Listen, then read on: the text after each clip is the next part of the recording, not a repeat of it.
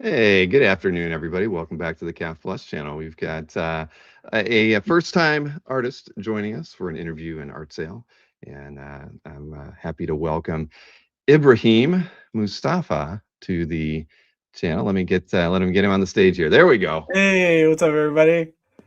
Nice to meet you, Ibrahim. Likewise, Bill. Thanks so much Ibrahim. for having me, man. Ibrahim. Ibrahim. Yeah, you're Ibrahim. nailing it. You got it. I appreciate it. Yep, not a problem. Well, welcome. It's I've I know that I think we've known for about 6 weeks or so that we were going to do this. So I've been anxiously awaiting getting the opportunity to hang out with you. I've watched some of your videos on YouTube, so I know you do Oh, more than just comic book artwork. thank you, man. And Yeah, so it should make for a fun interview and then an art sale as we kind of round things out today. I'm excited, man. I appreciate you guys having me. I've been a comic art fans lurker for God, over 15 years, almost probably 20 years now. Yeah, we're Um, in 23 in February, so it's yeah. So a long yeah. time. But we in the green room we discovered that we actually share a common appreciation for a certain X-Men character. And we Yes. might as well just start off there because that'll rile up the chat more than any. When we were talking, I said I like Wolverine because we were talking about the Wolverine kind of sculpt on my back wall.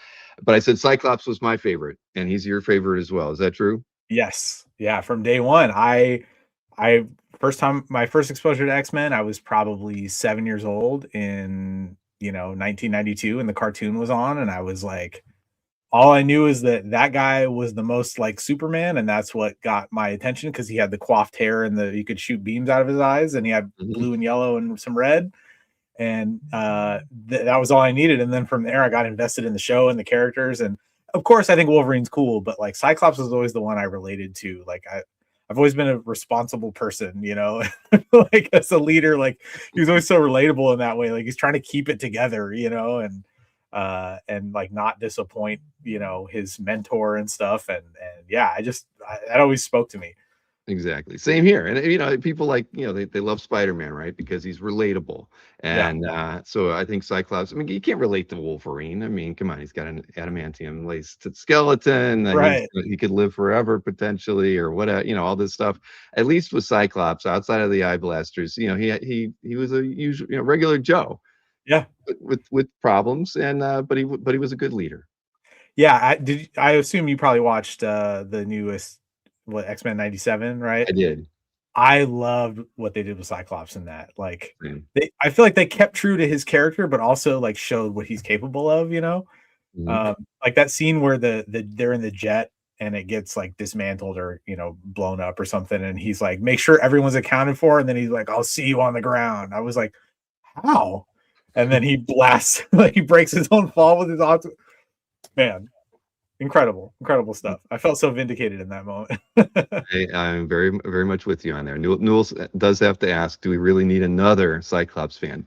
Because if you're a Cyclops fan, you're in to Cyclops. That's just how it is. There's a few other art collectors who are in the chat who are into Cyclops as well. So nothing wrong with that. Yeah. I told you I was going to show you. I got a gift the other day, a little sketch card here from Mannix Abrera. I thought you might appreciate that. Oh, that's great. Mannix wrote that he's looking at a photograph of me when Oh, perfect. he sent it as a birthday gift. I love the colors on that. That's Oh beautiful. yeah, me too. No, it's perfect. It's Did you just absolutely. have a birthday? I did in April. Yeah. Happy belated birthday, man.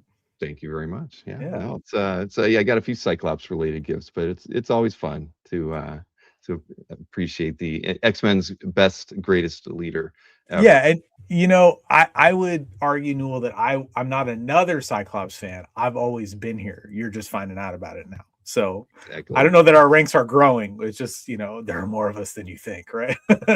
Right. There's not a lot of people. People don't like to admit it, right? Because he got, and this gets pointed out to me all the time. Storm beat his rear end and took over, leadership of the X-Men at one point. And so, and it's true. Every time they depict Cyclops on a cover or something, he's never hitting the target, right? I mean, it's always like he's missing the target by 10 or 15 feet. Right, or So he's there's a lot to blasting in be the critical. air in anguish or something, right? Right. Or he's, I was looking at this Ramita Senior cover. I can't even remember to what, almost like looked like one of those Sesame Street Marvels type crossover book covers. But he's shooting at Spider-Man and missing him by like 20 feet. It's like, and the whole team is there. He's doing it in front of the team. He's leading the team, and he's so you'd have to wonder following him, like if he can't hit the target, do you really want to be running behind him? I don't know. I get it, but it doesn't change how I feel about him.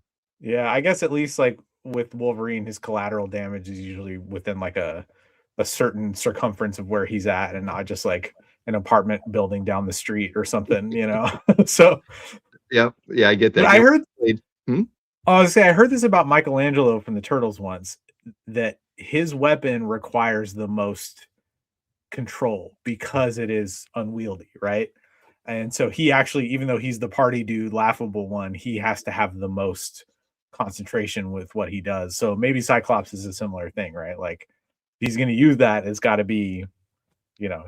I'm with you. Yeah, and there's some interesting questions in the chat. I was gonna say, like, when I used to play a lot of first-person shooters, I always liked the rocket launcher because I could never hit anything either. But the splash damage was always, my best friend.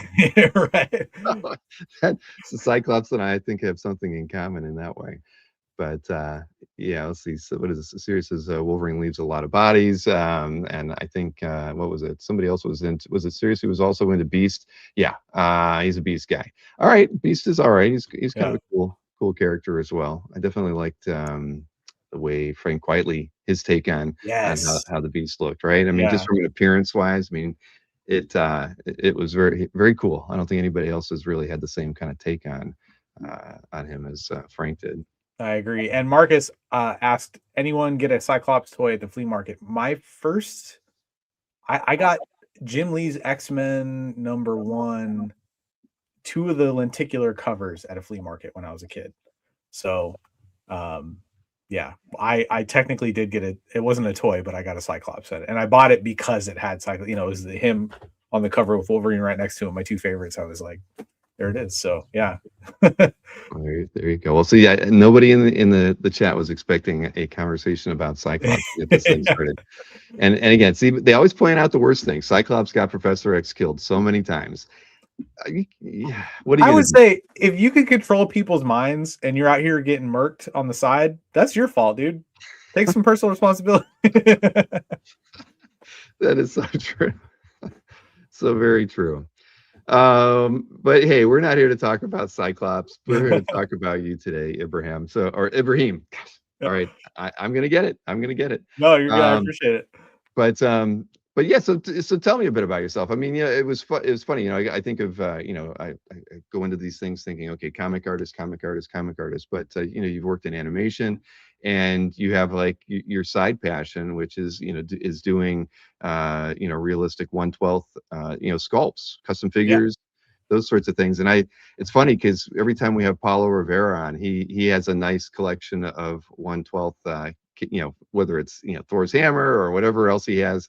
He's got like this whole wall of it. So I know it's a thing, but I don't know anything about it. And you're making custom sculpts for it. So tell me a little bit about, like, let's start there. I assume this is something you've been doing for a while. Yeah, I mean, as a kid, I collected toys to whatever extent a kid with no money can, right? But I coveted the ones I had, and I always kept them in really good condition. And then my mom sold them at a garage sale when I was still of the age to play with them, and so I've sort of been like trying to reclaim those ever since. But sure. I've always loved to have like a little physical totem of a thing that I like, and I think my fascination with miniature stuff in general probably started as a kid watching Mr. Rogers. So remember they had the little neighborhood and the little cars around. Sure. And the opening was like a scale architect model almost of the neighborhood, and I was always into cars as a kid. So it started with Matchbox and Hot Wheels and then kind of, grew from there. But comics and art was my passion that I turned into a job, and I worked very, very hard to, it's breaking into comics is like probably harder than getting into the NBA, right? And staying in. Right? I mean, it's really tough. And I was drawing so much all the time, and it got to a point where I didn't know what to do to relax. Like if I ever had any free time, I was like, I don't want to draw more right now, because it starts to feel like work a little bit. So I started to lean into custom figures as a way of like still being creative and exercising those muscles and kind of getting that dopamine hit off of the stuff I like without sort of feeling like I was still working, Sure. And of course, as is my nature, I turned it into kind of a job because I have a YouTube channel for it now, and I do commissions every now and then with those. But yeah, for the most part, it's just something fun to kind of unwind from a week of heavy drawing, and I really love the challenge of it. And as you can see in my background, I've got a whole case of stuff that I've made paired with official releases of things and dioramas that I made and So all that that's kind of stuff. all pieces that you've put together, whether it's the diorama, the characters, the figs, and all that. Yep. That's nothing store bought.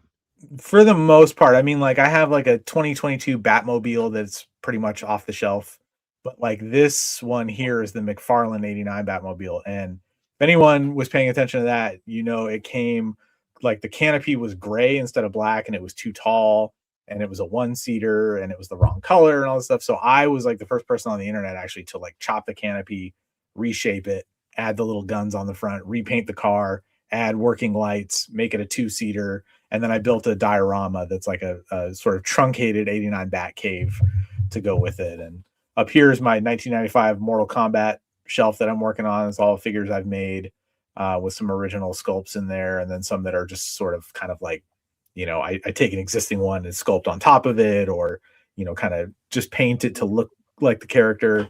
I've got custom turtles that I made right here, and a turtle van and stuff. So yeah, I'm always doing something over here.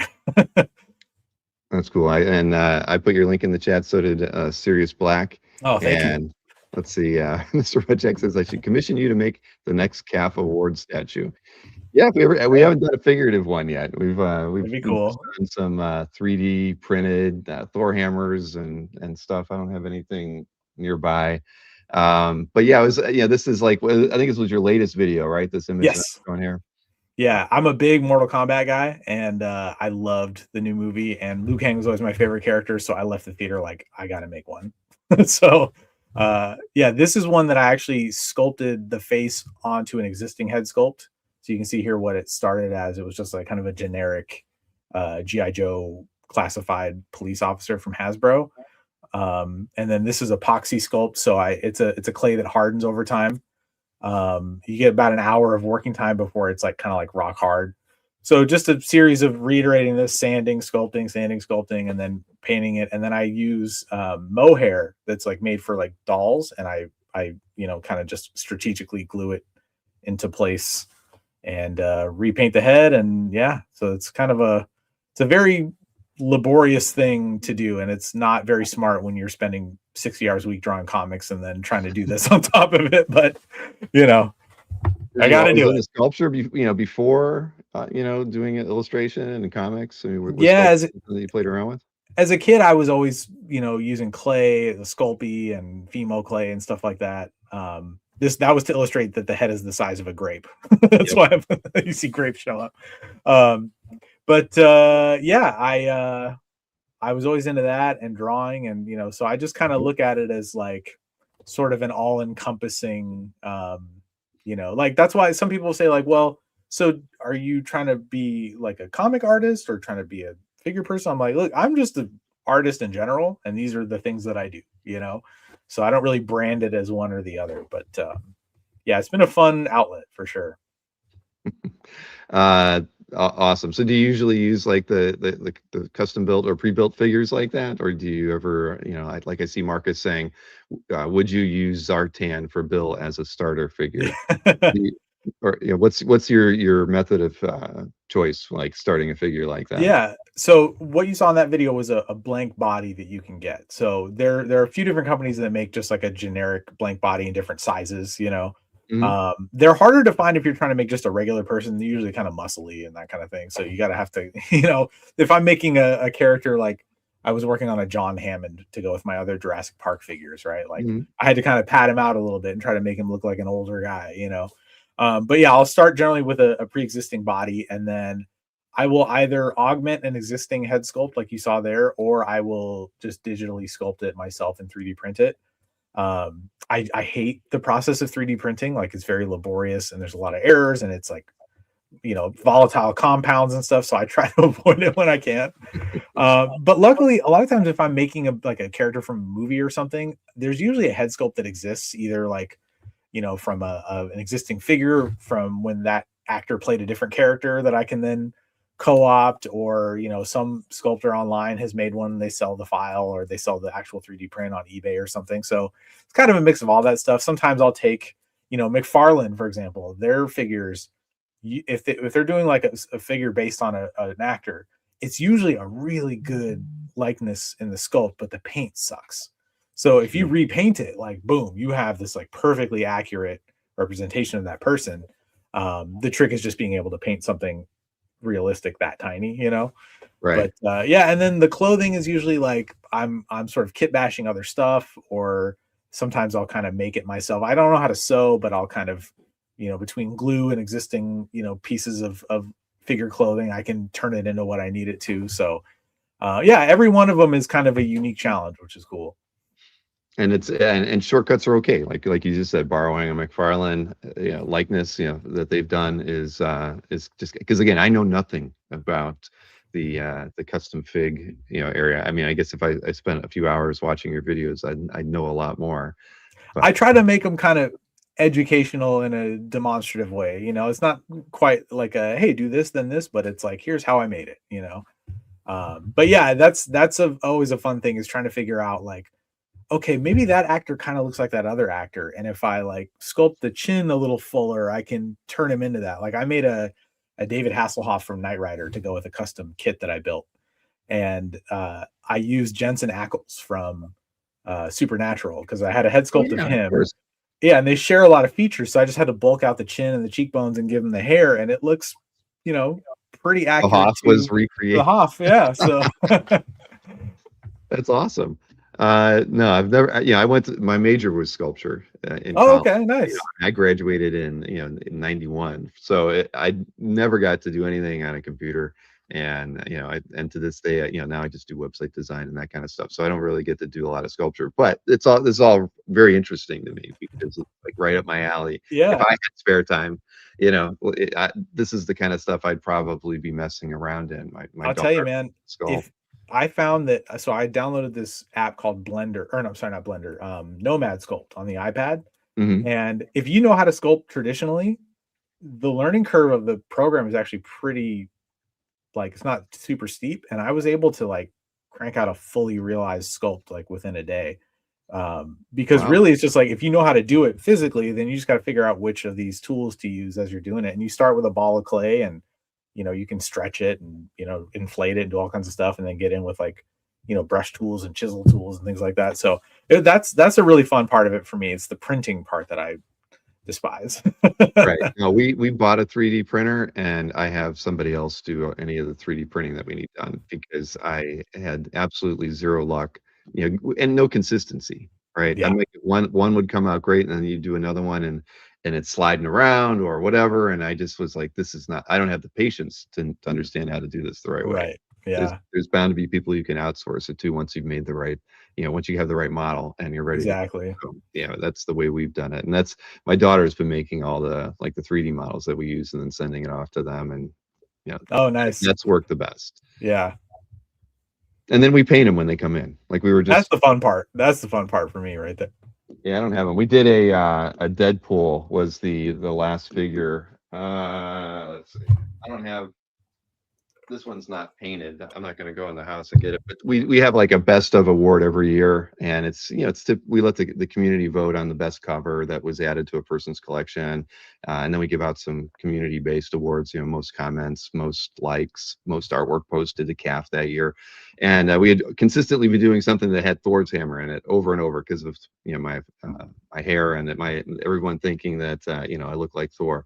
Sure. But so we decided to break with that, and we did a Deadpool. And what we did was we custom printed like mini golf pencils, where it had like best of 2025 on it. Oh, cool. And so we put a hole in his head, and so it would. So we gave everybody two pencils that won. One said best of 2025, and the other one said I don't know, maybe comicartfans.com. I can't remember what it was, but Gwen had to paint these once they came in. That's cool. But the guy that we have doing these now bought a like a multicolor printer, I guess. Oh yeah. And he did this where he did the eyes in white and the blacks in black, and it was like, wow, that would have saved us a lot of time in post production, not having to paint everything. So yeah, the technology is amazing in this area. That's awesome. Yeah, I've seen those, and I have a resin printer, so it's the kind that is like like a vat of goo, and then Oh, this plate goes down into it, and it uses UV light to cure a layer at a time, and it pulls it up out of the goo, and then you have to clean it with either I use water soluble resin, but usually IPA, and then you have to like use UV lights to cure it, and it's very like it's dangerous stuff. So I have like a whole ventilation set. It's a whole thing, and I really don't enjoy it. So I've been once the filament printers like what you're talking about yes, gets to a point where it can do a grape sized head in full accuracy without lines on it. I'm going that route 100% because it's sure. way less volatile, way less messy. So your method is smooth, right? It doesn't have any of the striations like the. Right. I mean, you can if you get real close, you can see them, but they're pretty invisible, like with the resolution that these things have now. But that's the other thing. It's like you get one, and it's like computers, right? It's outdated in a year, and there's something way better that doesn't have those problems anymore. So Of course. yeah, Let's see. I saw. Well, we're going to go over the claims process when we start the sale. Probably, we'll probably do that in about 10 minutes or so. Always like to have a bit of a conversation before we dive into the art sale, and then there's a lot to talk about when we look at the art. sure. Um, Yeah. but we really haven't talked about the comic side of things for you. Like, did you always want to be an illustrator? Is that has that been part in your DNA since? Yeah, I've been drawing, since I could hold a pencil, kind of the age old story, right? And as a little kid, I was given the Superman movies with Christopher Reeve to watch, and I just was, that was my thing. I mean, I'm a staunch Superman 4 apologist, and that's a whole other conversation, but that's my favorite one out of all of them. But that and like the Adam West Batman show and the Keaton movies and then, as I got older, I kind of I got into like graffiti and breakdancing, and that was a thing for me for a while. So I was always drawing with just different stuff. And as I mentioned, Mortal Kombat, I was always drawing Mortal Kombat as a kid, and then still loving Superman and comics and X-Men and stuff. And then when Smallville came on the air, it kind of I was in high school, and it sort of reignited my interest in Superman. And then a friend gifted me a book that was like the complete history of Superman, and it had Alex Ross paintings in it. And I saw those, and I was just like, "You can do that? Like that's like Not the comics I'm used to, seeing on the store shelves or anything, right? yeah, Like like Alex Ross images are totally, off the yeah." charts. Not It what was you. like some I'd never seen anything like it. Like it looked real to me, Mhm. and I was always into realism. Like I always liked realistic depictions of cartoonish stuff, right? So that just sent me, and I went down the rabbit hole of learning who he was and what he did, and then so I really was pursuing like painting and things like that. And then as I was kind of falling down the rabbit hole of other comics, because it was like, oh, Kingdom Come, this book is amazing. Hey, this Mark Waid guy's a good writer. And then I started reading Mark's stuff, and then down the rabbit hole from there. And then I got into more indie comic reading, like Criminal and things like that. And but my introduction to comic art fans was because I went to the Emerald City Comic Con in Seattle back when it was not a big deal yet, and Adam Hughes was there, and I just stumbled upon his table and was watching him do commissions, and I was just like, this is insane. This guy's just sitting here with markers doing like this. So I watched him for like half the weekend, and then I actually got lucky enough to get a piece from him here in Portland at a charity event that he did. Just like there was no line. I walked right up and I was like, do you have room on your list? And he was like, yeah. So I don't know, you probably can't see it, but I'll pull it up. I have this Superman Oh, piece from damn, him. that's incredible. Yeah, he knocked this one out pretty fast too. It was pretty amazing. So this was kind of my one of my earlier pieces. But yeah, that I was paying attention to what other people were doing through comic art fans, and then I started to realize that there was a trajectory. I really wanted to draw stories ultimately. Like pinups are fun, covers are fun, but like the panel to panel stuff is what really gets my juices going. And so I just I saw the trends that were happening of like, okay, you can either stand in line for portfolio reviews and get told by one person that like the way you draw faces sucks, but the way you draw cars is really good. And the next person goes, your faces are great, your cars suck. And you're like, but they just said, so you're kind of chasing these like weird, ideals that you're never going to reach. And then I saw that people were coming up through the indie scene and then getting, mainstream work off of that. So I set my sights on that, and I paired with a writer friend, Christopher Sebela, who I met through some mutual comics buddies in town, and we made a book called High Crimes, and that came out digitally first through a now defunct app called Monkey Brain that was on Comixology. But we were nominated for a couple of Eisners on that right out of the gate, and that is kind of what helped us, get our foothold. And then I've just been doing a mix of like creator-owned stuff and mainstream ever since.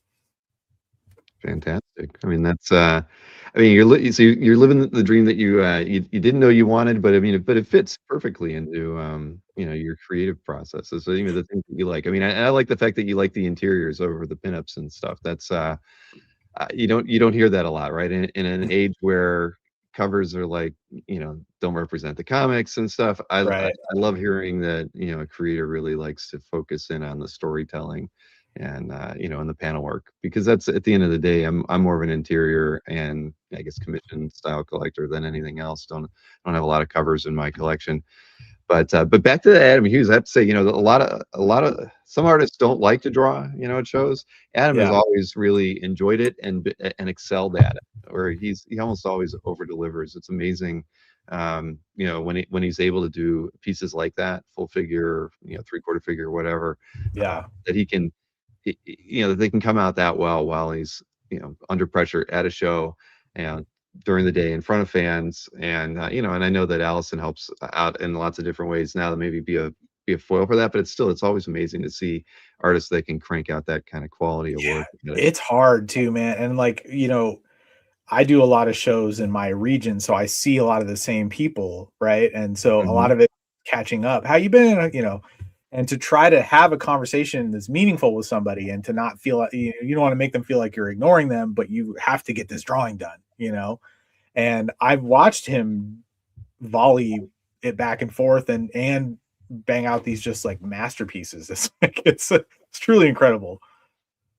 Wow, that's a good one, and it's a good one that you have on the wall that you can look at every single day. Yeah, it's right by my desk, man. I that's a steady inspiration, and he did that like very fast too, but in a way that didn't make me feel like I got shortchanged. You know what I mean? Like, he's just that good. It was amazing. Right. Well, he does those busts, profiles in a minute, right? Yeah. And they're still great, and they still sell, for a couple $100 when when somebody wants to try to flip one later on. So they're worth it. I mean, at the end of the day, he's amazing. He's absolutely.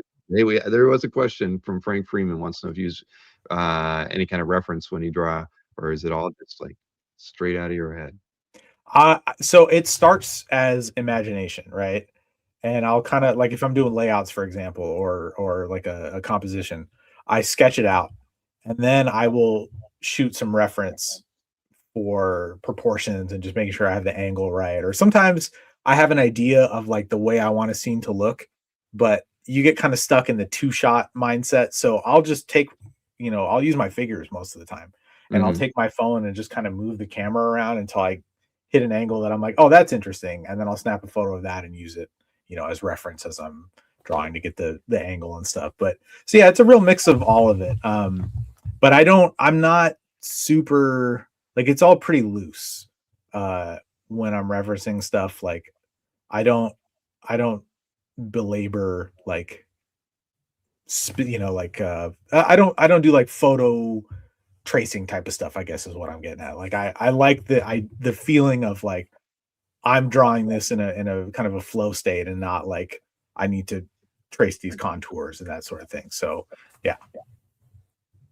There you go, Frank. That's your answer. No, curious. I mean, because you're pretty well versed in in doing things digitally for your sculpts. I mean, have you incorporated anything digital into your traditional art flow process as well? Or by layouts I do digitally, just for the ease of rearranging when something doesn't work, and like sending off thumbnails to the editor, you know, and it definitely speeds up the process. And then what I do is I print those out in like a non-photo blue, very faint on the page, and so I have the general construction there, and then that's when I go in and actually pencil and ink it.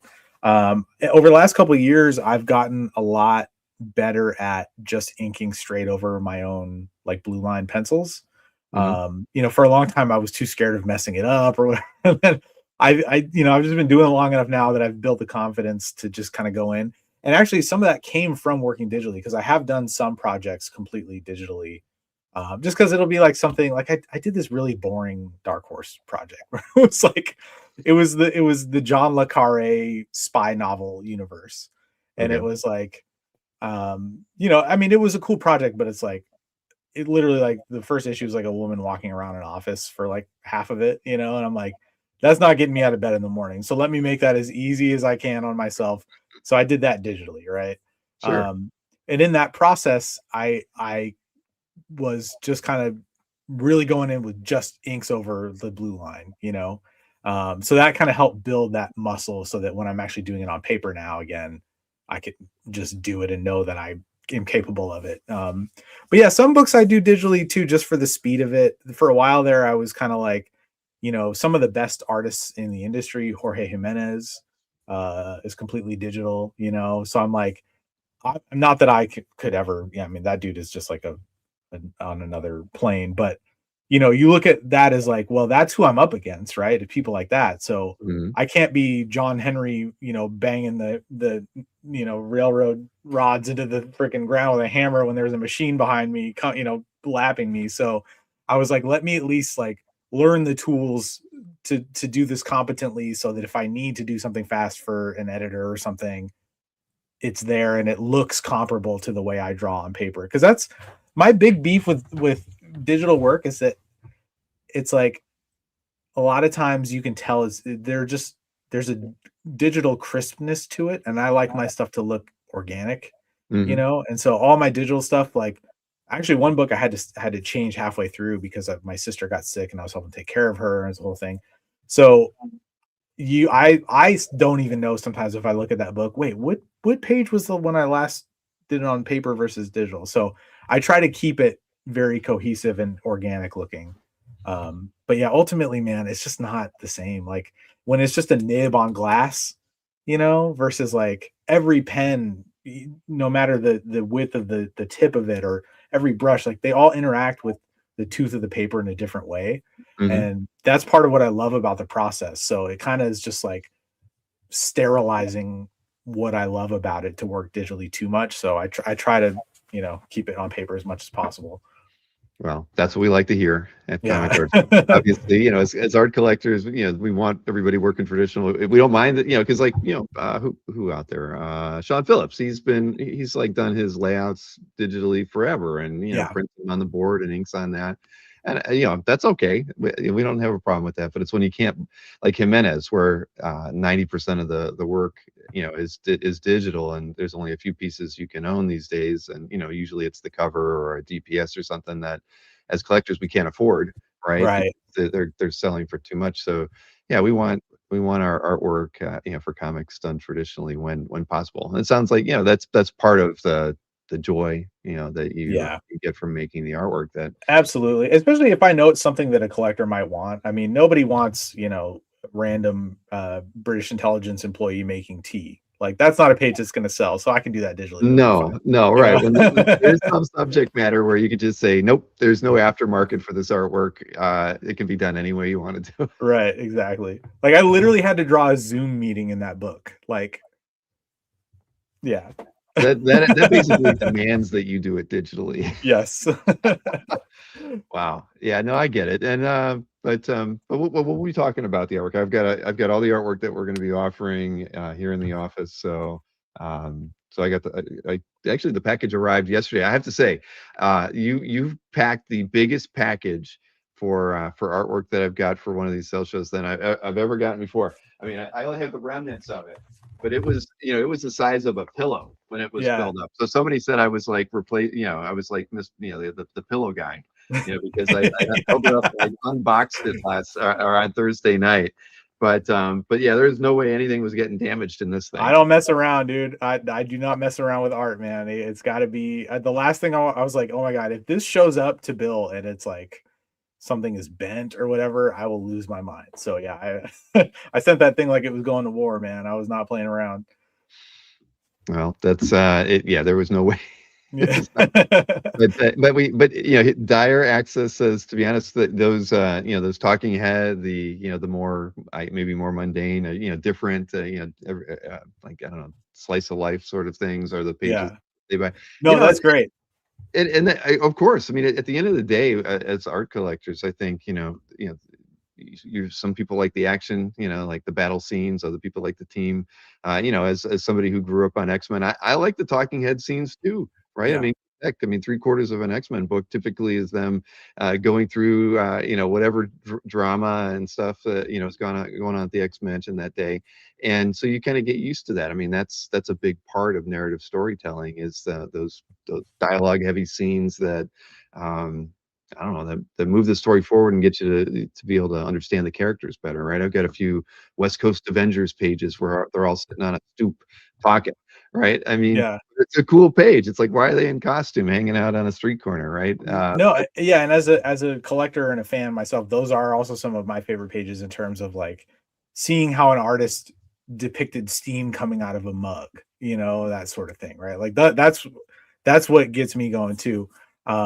Sometimes there are some that are so like, I'm telling you, this book was not you know, but yeah, I mean, you'll see like some of the pages I have in here have that stuff in it, because that is, as an artist, where you get to do some of the more fun framing or some of the more interesting storytelling of like character acting and that sort of thing. So there's definitely a place for that stuff too, and I love it myself. But yeah, this particular book that I'm ripping on was it's just the nature of the subject matter. You know, it's the same world as the Tinker Tailor Soldier Spy movie and that kind of thing, and like it's just a bunch of British people sitting around talking. Like there's nothing that happens, you know. So well, you know, I mean, there's a few writer artist combos that have made you know, great livings on, you know, on stories, you know, more like that, and there's nothing wrong with that. And I'm a slice of life guy too. I think I just, you know, that one in particular was like particularly grueling, I think, and just not a great experience professionally anyway. So that's probably seeping into this a little bit. But yeah, I mean, you know, for my own books that I've written and drawn, because I had a book deal with Humanoids where I put out 3 books under a contract with them, and then actually a 4th one that's forthcoming. But you know, I like drawing those moments, I guess, more when I wrote them, you know, because I know I think a lot of times when you have a writer artist working together in collaboration, the writer has one goal, which is to show what a great writer they are, and that usually involves dialogue and characters just talking to each other, right?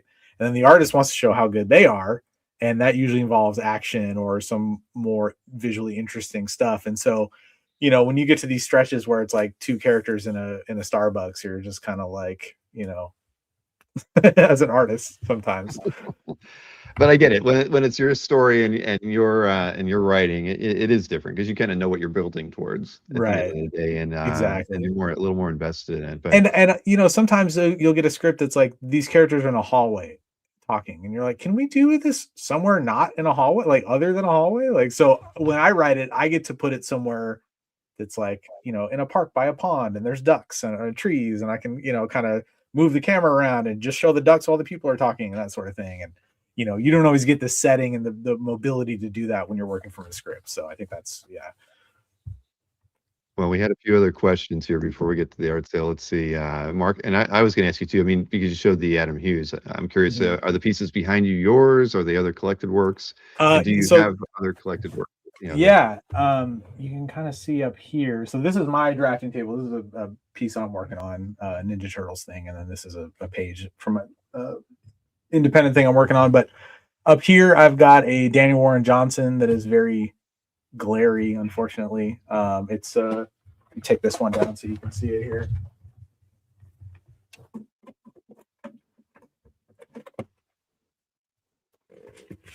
So it's Pa Kent and Superman. He ended up doing a panel like this in his Red and Blue story. We both had a story in that particular anthology, and that was cool to see him kind of use that idea that I have on my wall.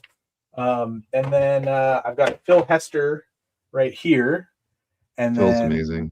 yeah, I love that guy. He actually did a variant for one of my books that was like a creator-owned thing that I did. So that was like a real honor to have him do that. And then Chris Somney that I got, gosh, 2010, I think it is dated. He was living here in Portland, and I was at a small show, and this is when he was just getting started, and I managed to get one from him. And then I've got a Jonathan Case painted one right here that I got from him at a local show as well. Living in Portland, you're spoiled for options sometimes, which is nice. And I'm from here. Like, I didn't move here for comics. Like, I just happened to be, this is my hometown, so I got lucky. Yeah, we lament the fact that we don't get to see Chris Somney anywhere. Yeah. Because he doesn't go to shows too often. But when you're drawing 10 pages a day, I guess you get. Oh, I know. I get it. He's a machine, Yeah. No. I mean, we all look forward to his art drops. Yeah. But yeah, the Danny Warren Johnson is great, and Phil Hester, he's always been one of my favorites. He's been on CAF forever. He's an amazing art collector and artist.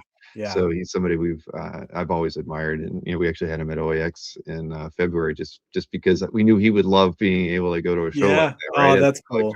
Artist. So he's a great guy. We call him Uncle Phil in our friend circle because he's just kind of like the comics elder statesman who has seen it all, done it all. And I have some other pieces around here too. I have a Phil Noto Superman. I've got a Tony Harris Justice. What was that? Justice Society. Remember the World War II DC story he did years ago? I know what you're talking about, but maybe somebody in the chat will help us out. Yeah, I don't remember. I have that version of Superman from him. I've got a Adam Gorham Ninja Turtles page that I really love. A few other things here and there. I have a painting my wife got me for my 40th birthday from this artist named Jody Evans in Canada. It's like a really beautiful watercolor of the Ninja Turtles from the 1990 movie at the farmhouse scene when they all kind of stand and they're like, it's time to go back. It's like all four of them lined up. And so yeah, I have a few other pieces dotted around on the walls and stuff. And it's a comic art fans gallery though. I don't remember. So I have a funny story about that actually. Okay, is this gonna be a bad story or it's really a funny story? Well, if it's bad, it just makes me look bad. I don't think it's okay. So when I was first starting out, I was trying to figure out how to break in, right? And I was doing whatever I could, ethically, right? And so with my collection, I started a page under a portmanteau of two of my best friends' names. And the reason I did that is because I put one of my own pieces up in the gallery as if to say, wow, this person has an Adam Hughes, a Tony Harris, and an Ibrahim Moustafa. We got to look out for this guy. We got to, see when he's going to pick it up. So I do have a page on there, but I haven't, logged into it in a while. I mostly just go on there and type in the thing I'm into that day and see like, oh, what kind of Zorro pieces are on here right now? So yeah. All right. No, there's nothing wrong with that. Okay. I was curious if there any of the pieces from your collection were up on there. Yeah, they are. I should redo it and actually like make it a real thing on there. There is an app now, so it does make it a little bit easier, and the site is mobile friendly, so you can do it from your phone. It's not like you have to be in front of your computer all the time to enjoy GAF like the good old days. That's great. So. That's something I struggle with as an elder millennial. I think like I always like I'm doing it on the computer. My phone's too small, so I like that there's like an actual interface for it on there now. I'll have to download that. Give it a try. Yeah.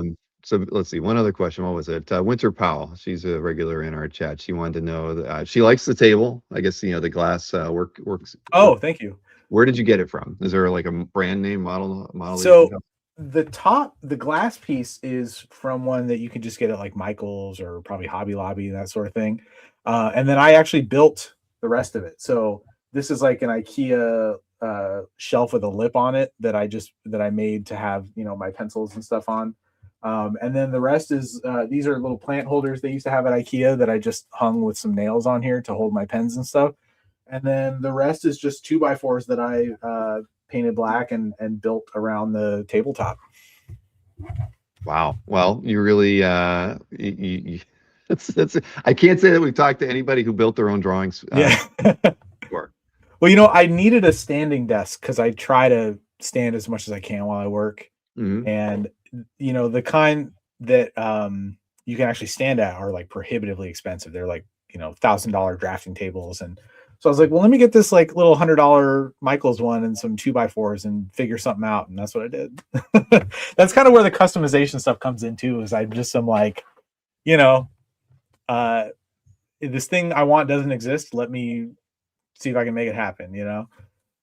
I get it. I'm at a standing desk too. I don't stand at it as often as I should, but when I do live streams, I like to stand because it. Yeah. Yeah. This one too is, I mean, I'm in a tall chair, but I mean, this is a standing desk as well. Yeah. You got to do it, right? Especially after a certain age. It's like, I can't be sitting all day.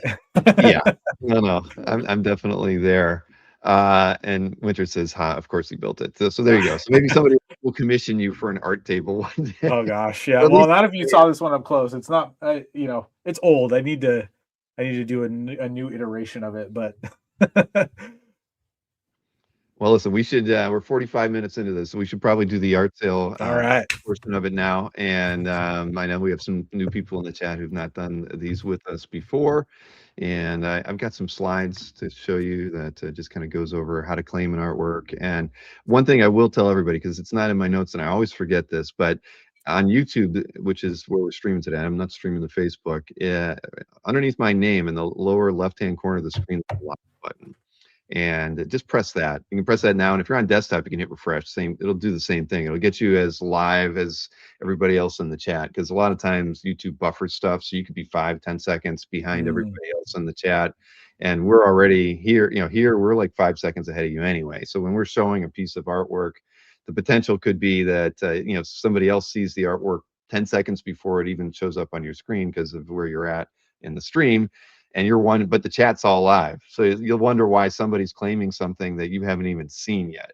And that it happens. So the live button is your friend throughout the time that we're showing the artwork, because it will keep you as current as possible with everyone else who's watching the sale. All right, slide number 1 just kind of covers claims. I think we've got 28 slides to show today. So 28 lots. Every slide has a lot number on it. So when you see something that you want to purchase, you just say claim and the lot number. You know, I know a lot of people like to just make notes throughout the whole thing. You can claim anything after we've shown it. So if we're on lot, and you know, lot 20 or whatever, and you've decided, okay, I'm going to go ahead and claim lot 4. You can do that. Just you know, claim things after they've been shown. You can claim at any time. If you claim a piece of artwork, you're going to email sales@comicartfans.com, or if it's easy to remember, bill@comicartfans.com. You can do that as well. Both of those come to me. When you do that, let me know which lot numbers you picked up, and include your mailing address when you do it, just because it kind of cuts to the chase, makes everything a lot easier, and we have all that information. We like to have payment within 48 hours of the show. If you have to use PayPal, there is a service fee. We like to avoid that, so we're always happy to take Zelle or Venmo.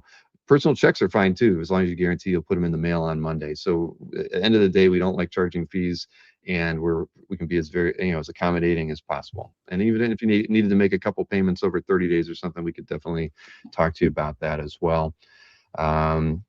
All the art is here, so I'll be shipping it. We ship everything in Masonite, so while we don't go the full, the bulletproof Ibrahim's method of packing artwork, we go with a durable Masonite that we encourage you to reuse once you get it, because it is very durable.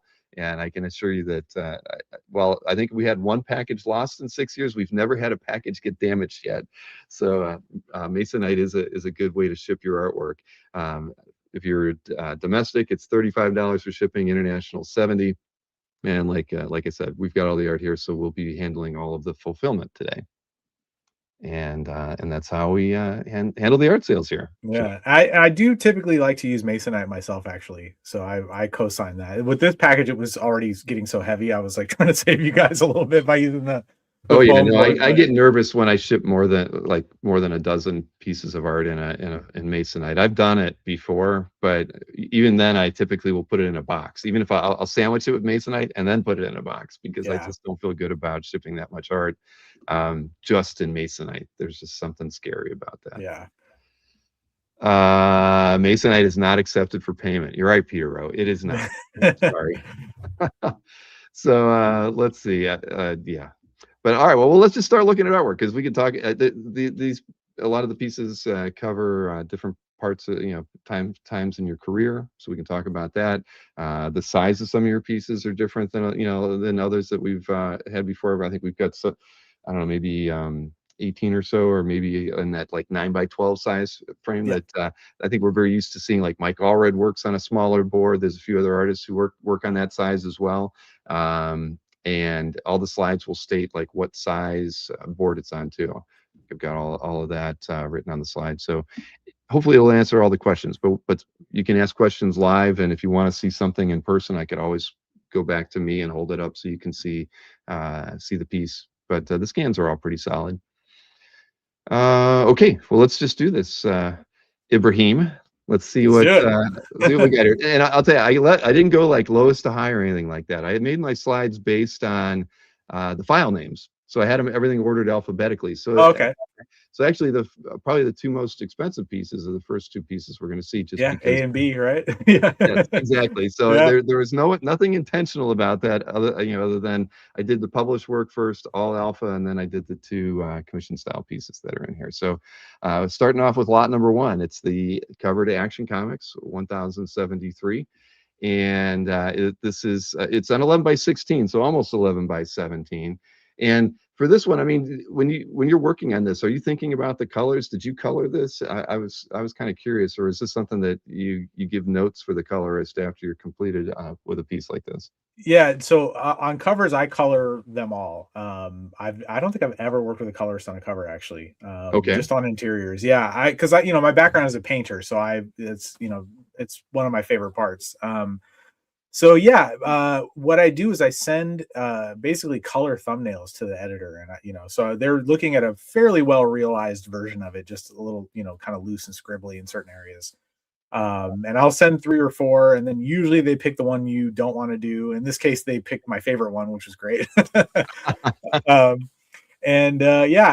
I am, as I mentioned, Superman was my thing, right? Like that's what got me into all of this, and he's my favorite character. So getting to finally work on some action covers was like a real treat for me. And I've always loved this kind of composition of like showing this big looming threat that the character's up against, so this was the first idea I had, I think, for this particular cover, because I don't remember this villain's name, but he's someone that Mark Waid dug out of the Phantom Zone, from the old Silver Age stuff, I think. I had the idea straight away, like I wanted that kind of prop of red compositionally in the center. Mm-hmm. And the reason this is 11x16 is because I did this on like a really high quality watercolor paper, and they only make it in 11x16, so I had to kind of when I scanned it, sort of adjust the proportions for the publisher itself. But what you're seeing is the actual representation of the art. Exactly. But yeah, and then sorry, go ahead. It is edge to edge, right? So you use the full board. Yes. Okay. And I love doing washes to kind of establish the values and stuff, and then going in and just kind of pushing them further in the colors. That's one of the things I picked up from watching Adam Hughes over the years, is like he does all his stuff in that grayscale marker and then colors over top of it. So and then like I said, I mean, just getting to draw Superman is always my favorite thing. So this was a lot of fun. Well, congrats on realizing that goal of being able to draw Superman. And I had a feeling the colors were yours. I don't know why. It just seemed like it kind of fit from everything that I was read through your site, that maybe you did. I mean, there's a few artists that work like that. Simone DeMeo colors his stuff a lot, and it makes sense, right? Sometimes when you know what you want to get out of it, and if you're adept at coloring as well, I mean, it just makes sense. I mean, you know what you're expecting. So so this is lot one, priced at $850, and it's on 11x16. The cover to Action Comics 1073.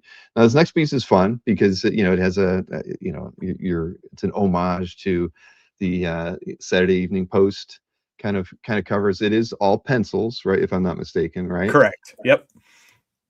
So it's BIZARRO year none. I'm sorry, not year one, year none. I kept reading it as year one, and then I'm like, I got to stop that. Only because the end's a little bit covered in there, but it kept throwing me. But this is when was this done? This is fairly recent. This is very recent. Yeah, this was, I guess, late last year, I think, is when I did it, but the series just came out, Yep. I want to say in March or April. Okay. Or Right, because was I this? do remember seeing this image out there. I felt like on my socials not too long ago. Yeah, this was another one that was just, when I found out that this version of Bizarro was basically like not the traditional Bizarro that we see, because he, eventually turns into that. I was like, well, great. Then I mostly get to just draw Superman with some wrinkles on his face. So I'm all for that. So, yeah, but this is for the Kevin Smith, Eric Carrasco, Nick Pitara book. And Eric is actually a friend of mine. That's not how this came about. This was just an organic thing between the editor and I. But when he told me that, yeah, who's writing the book, I was like, oh, I love that guy. We're both big Zorro fans and big James Bond fans. And so over the years, we've connected a lot online. Eric's a great guy. He was a writer on Supergirl, the show, and on the Kevin Smith He-Man stuff. So yeah, this was a nice little bit of serendipity. And when I read the first issue, a lot of it takes place in the Bizarro world version of the Daily Planet.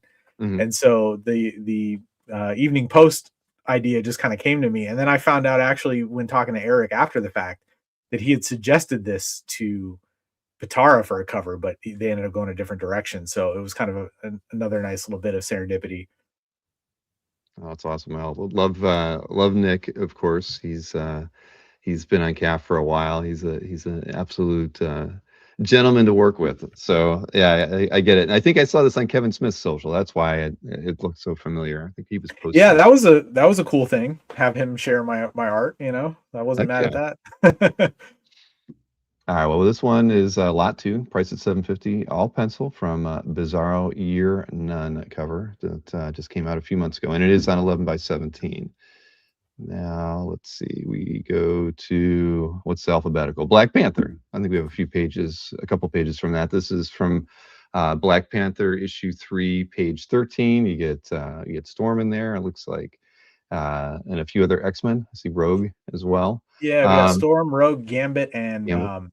oh gosh, the muscly guy. I'm blanking on his name. He grows in size. Oh, it's tip of my tongue. But yeah, maybe somebody in the chat will remember. Yeah, I was not, I was like, I didn't get a chance to read the comic before, so I was like, all right, I should know who this character is. No, there's no Cyclops in this one, Marcus. I'm sorry. Much to my dismay. But so this is one of the ones on a 9 by 12, and it's priced $3.25. And Gentle, thank you, Dim Halo. Gentle. I knew it would start with a G. It was not coming to me. But yeah, this was an interesting issue because this was a key issue of, in a modern sense, in that it introduced this character Tosin in a backup. And so this single issue was going for quite a bit of money on eBay for a bit there. So yeah, I know a lot of the issue itself was collectible, which was cool.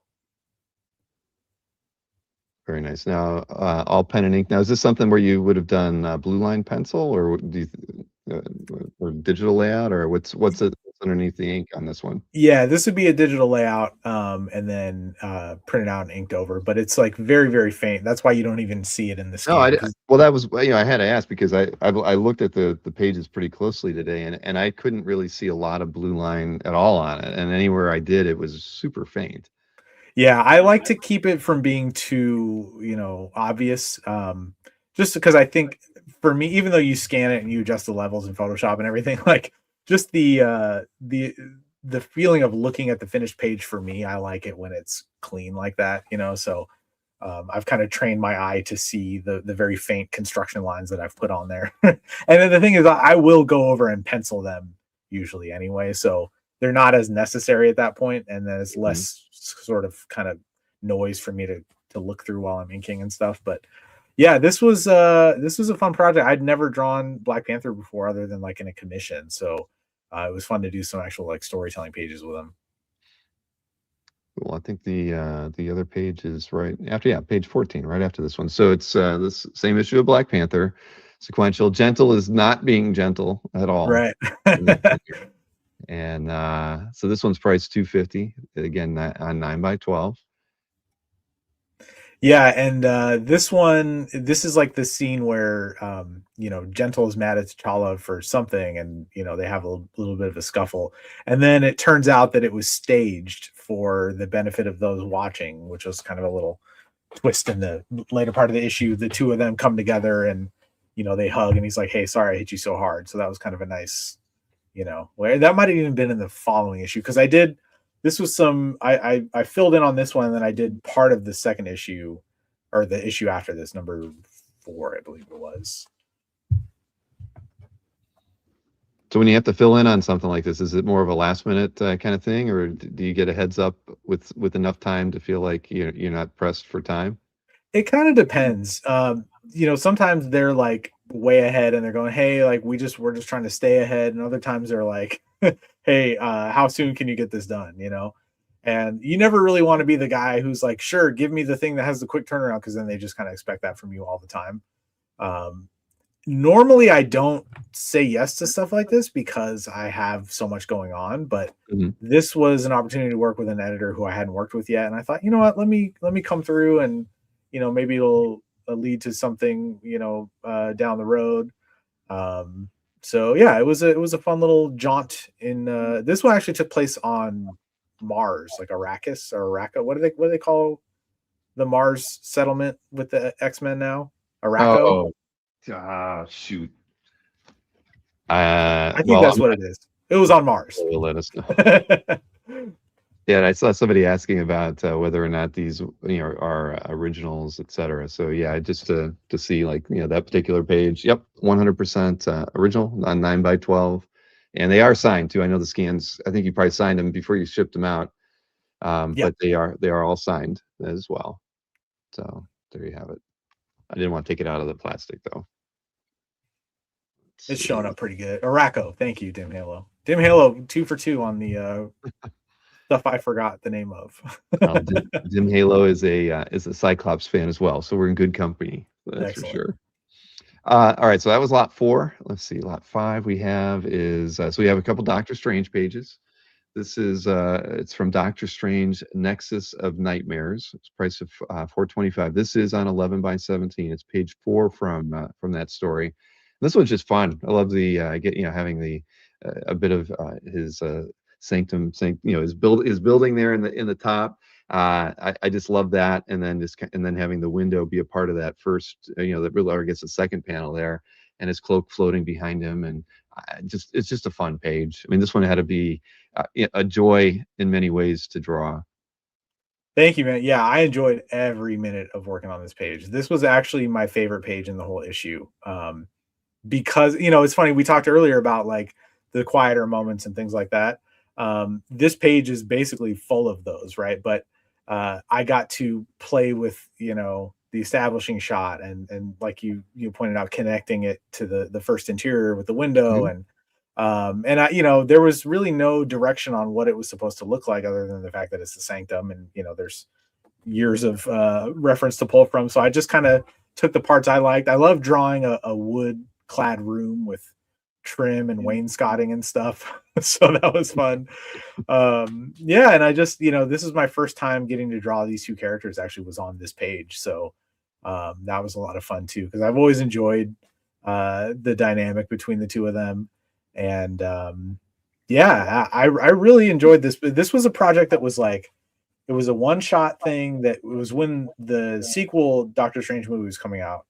And they just didn't have an ongoing at the moment, or they did, but it was not Stephen Strange, so they wanted to have something on the stands. I would assume that like people could go find at a comic shop when the movie came out. So Ralph Macchio wrote this one, and it's a very throwbacky. It was interesting that they chose me to draw it because my style is much more modern, and it was written like the old Lee Ditko stuff, where literally at one point it was like, "Who hearkens upon my oaken door," or something, like one of the dialogue. So, but the what is it? The hoary hounds of whatever? I have no idea. Yeah, a lot of alliterative. What the hell they would shout before. I know I'm a big Gene Colan Doctor Strange fan, so that's like my era of reading Doctor Strange kind of religiously. let's see. Jim had a question. He wanted to know, is this one over blue lines or is it pencils? Because again, I'm looking at the original and I can't see any. You know, if they are digital, I can't see anything on it.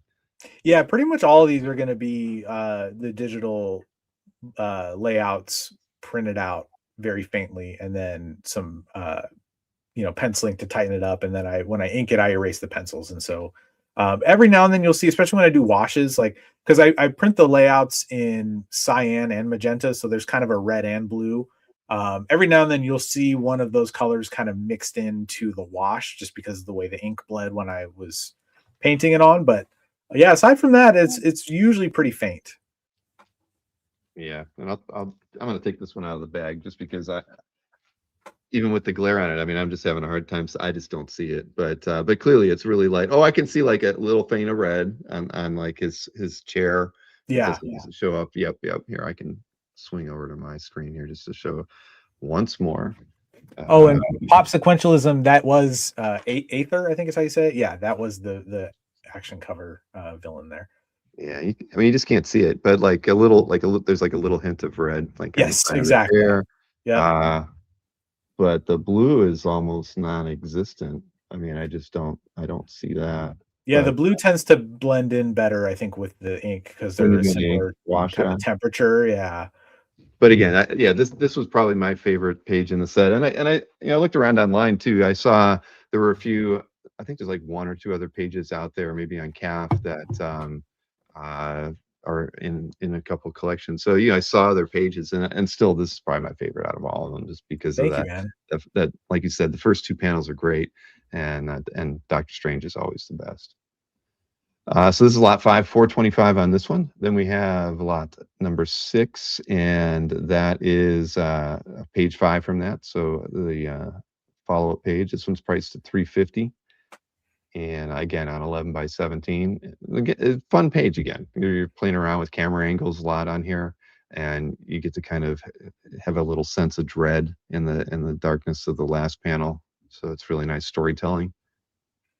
Thank you. Yeah, this was another one that I really enjoyed, especially that second panel. I knew I wanted to do him silhouetted against the window, and I was just looking for an opportunity. And I think that when I got to that page of the script, I was like, okay, I can do that here, But again, just paying a lot of attention to the architecture of this building with like the stamped ceiling in panel 1 and stuff. And this I could draw, Victorian era brownstones all day. I see Matt Pop Sequentialism asked free postage. I'll tell you what, I am going to Heroes next weekend. So if anybody picks up any of the pieces here and would like me to hand deliver them, and nice postage, I have no problem with that. I saw Peter Rowe in the chat. I know I'm delivering some art to him at Heroes, and I've got a few other collectors who've picked up some stuff from Brian Hitch that I'm taking to Heroes with me. So yeah, if anybody wants to skip the shipping fees, I'm happy to do that. And I will be at Heroes Friday through Saturday. My flight is very early on Sunday. So if you're going on Sunday, that might be difficult. But if you're there Friday, Saturday, I definitely can deliver it to you. Let's see. All right, so that's lot 6. We can show off lot 7. I know that I think we have 2 more Doctor Strange pages here. So we have page 9 from that issue as well. This one's priced $275, again on 11 by 17. Nice close up there of Doctor Strange. And clearly you have no issues with drawing the backgrounds. I'm a backgrounds guy. I mean, every now and then if there's something that's really complicated, you try to find your way around it. But like especially indoors, like I just love the texture of putting a character in a scene like that, So yeah, I really enjoy, and like I said, especially with something like this. And this page, and to answer your question, that is Nightmare. In the background. I'm sorry, I missed Frank's question. Yeah. Oh, no worries. And yeah, so he has a nightmare that sort of like recovers his origin story, but kind of changes it a little bit. So what you see in that first panel is him banging on the door at like the monastery, in the mountains where he became Doctor Strange. I'm blanking on the name of it, of course, because we're doing the live stream. But so yeah, this was a really challenging issue though, because Ralph put a lot in the script. Like there was one page, I think it had like 12 panels, and they all had a lot of dialogue. And I So remember he's thinking, giving like, you breakdowns to the panel level on what he wants to no, see. that's the thing. The descriptions weren't super tight or anything. Like which was great because I like, give me room. That's what I want. I want to, if when they're too specific, to me, it's like I might have a better way of doing this. Like I'm the visual thinker of the two of us, probably, right? So like, you worry about what they're saying. I'll worry about um, but yeah, there was just a lot of dialogue and a lot of, it was a very crowded book. And I just remember thinking, like, man, this is, I don't, is he like, see what you got, kid? Or is this just like how they wrote back then? I don't know, but Right.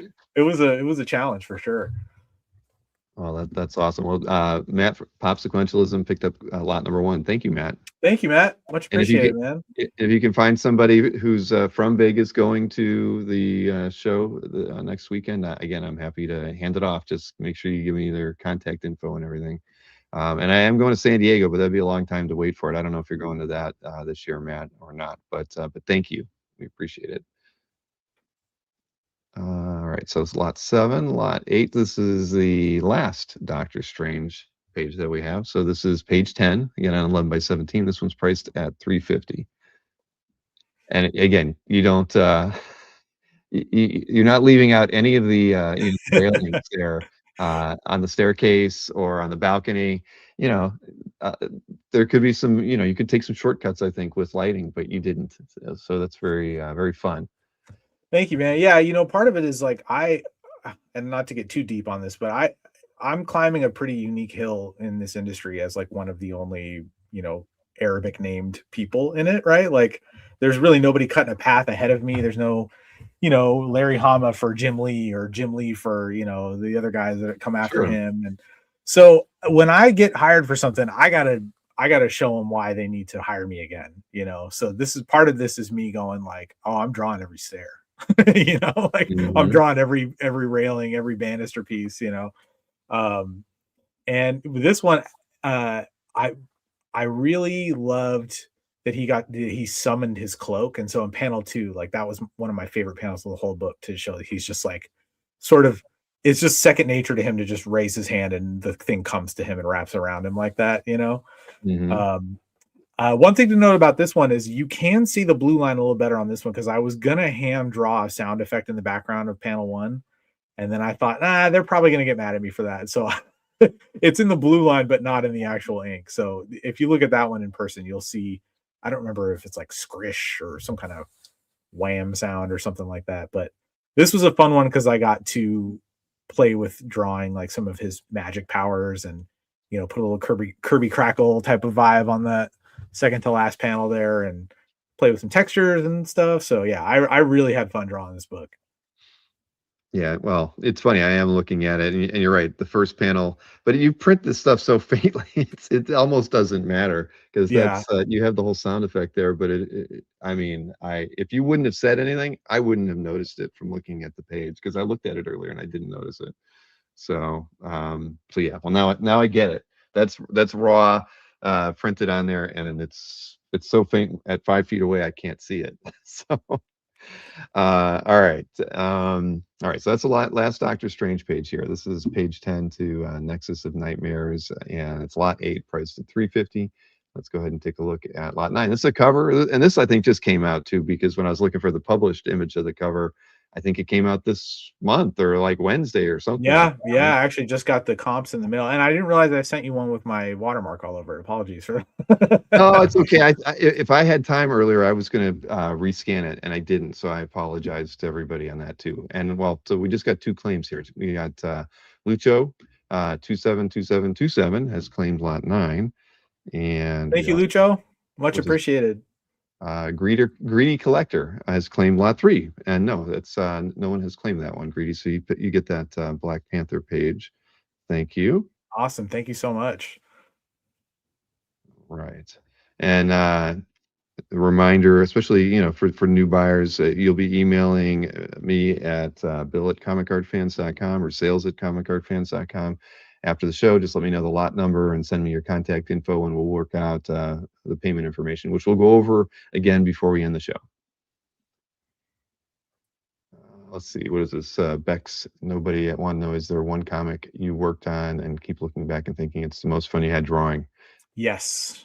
Thank you, Bex. And there's actually a couple pages from it in this stream, in fact. So I'll save that as a surprise for when we get there. All right. Awesome. So how did you get, Magic the Gathering is kind of hot these days, especially with that whole Marvel crossover and stuff. So how did you get, on a project to do the cover, one of the covers for this? Yeah. Is this a one and done thing, or are there more of these planned? No, this is a one and done. This was kind of a peek behind the curtain of the non-glamorous side of comics. I was working on that aforementioned Dark Horse project, the spy book, and it's a license thing, and the licensor was new to the game, and the editor was not doing a very good job of letting them know, hey, we're on an assembly line schedule here, so you got to get these approvals in so we can move forward, right? So I emailed the editor and I was like, dude, you got to give me some covers or something, man, because I signed it. I can't go do another book right now, and I'm just sitting here on my thumbs, like waiting for script to come in and approvals and stuff. So he said, "Oh, okay, I'll get you a cover." So that's how this one came about. Nothing wrong with that at all, right? Yeah, and you get to do something you haven't worked on before. yeah, and this one was a challenge too because I had done some sketches. The editor said like just do like like an action pose would be good for this. So I did like 4 different ones that I just kind of thought up, and then Wizards of the Coast came back and they said, "Oh, we were looking at his website and we actually like when he does these kind of like superimposed image over an image type of cover." So then I had to go back to the drawing board and I was like, "Hey, that's fine with me. I love doing this kind of stuff." So that worked out well. And then ultimately this is what they chose, and then I had to kind of tweak it a bit because Dark Horse had not given me any of the indicia stuff yet, so I didn't know how much of it was going to be covered up or where the text was going to go. So it was a whole thing. But yeah, at the end of the day, I'm really happy with how it turned out, and it was fun to kind of dip my toe into something different. And I like drawing armor, as tedious as it can be. This is pretty fun to draw that character. Well, awesome. Well, congrats to Lucho for picking that one up. Yeah, thank you again. Now, lot number 10. So this is something very different. This is going to be a DPS from Godzilla in Hell, issue 4, pages 4 and 5. It's on 2 11 by 17 boards. So it's the overall size on this thing is 22 by 17. I guess I could have probably framed it a little differently. I always like doing a zoomed in version and the full image, but I was gonna say I like how you make these work for the widescreen YouTube video format. This is really nice. Thank you. Well, this one's 750, and I did actually throw in a kind of an image that's it's kind of cutting off the bottom, but it gives you a better feel of the scope of the image. I mean, if you're a Godzilla fan, this is definitely a very fun image. Godzilla is kind of popular these days too. He's fighting, it seems like, every Marvel character possible, right? I think there was even a cover that was done where Cyclops was eye blasting Godzilla. So I mean, if Cyc can do it, I mean anybody in the Marvel universe can do it. Yeah, they were doing them with DC as well, like with the legendary version of Godzilla, and then the IDW's doing like Godzilla versus specific cities now. Like, so there's a Portland one I saw recently, and he's making the rounds. This is an interesting one because they reprint this story all the time. Like at least once a year, I get comps in the mail with like a new trade that features this one in it. So that's kind of cool that it has maintained a life and that people can still find it even if the original issue is out of print, Mm-hmm. But yeah, I really love this one. This was kind of a Groundhog Day scenario for Godzilla where he's like in hell and he just keeps regenerating every time he dies. And he's like stuck in this hell version of Tokyo, and there's like a wall around it that he can't break through. Well, I love the way Godzilla is drawn in this one. I don't know. There's something about your inking technique. I don't want to call it like the way you're just handling the line work there, like on his leg and his belly. There's just something fun about that. I think Godzilla's got to be a difficult creature to want to like tackle, but the way you've handled it is really fun, and it just feels a little different than other artists that have drawn Godzilla in the past. I mean, especially when you think back to like Herb Trimpe drawing Godzilla in the 70s. This looks nothing like the Herb Trimpe Godzilla that I grew up on. Thank you, man. Yeah, if I recall correctly, I kind of, because this was like a one and done, I was like, hey, can I draw this version of Godzilla? Because it was, to me, it was the most menacing looking one with the white eyes. I can't remember. I know there's a bunch of different iterations. I think this is like the Godzilla. There's a name for it that people will go, oh yeah, that Godzilla, right? Mhm. And to me, he was the most like kind of fearsome and animalistic looking one. And I knew that I could kind of lean into that more. And Toho's very specific, I guess, about how Godzilla is drawn. Like they don't want you to take liberties. They want it to look like a guy in a suit, more or less, right? So picking this version to me was kind of the happy medium of like satisfying that while doing a version that I wanted to do. And thankfully, I sent some sketches off. Oh, thank you, Chuck Tim. Much appreciated. This is I gotta say, this is one of my favorite, like, I guess pages of, duo pages, whatever I've ever drawn of any format. So I really appreciate you picking this one up, man. But yeah, I sent the sketches to the editor, and he was like, this like never happens, but they were like, yeah, proceed. Usually they have a bunch of notes about the way it was drawn or something. So I felt really confident after that. Like, sometimes they can kind of shake your confidence where you're like, oh, I'm not doing it right. They're not gonna like it.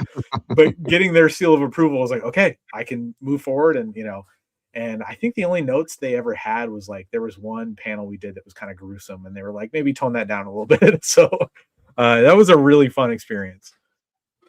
Well, awesome, and congrats to Chuck Tim for picking this one up. Like you said, the other interesting thing is it's been reprinted numerous times because it's a good story, and that's always cool. Whenever somebody has a cover and it gets used multiple times or whatnot, that's always fun. I mean, and it gives you a little bit more when you have it in your collection to kind of talk about it, the fact that it's a very well loved storyline.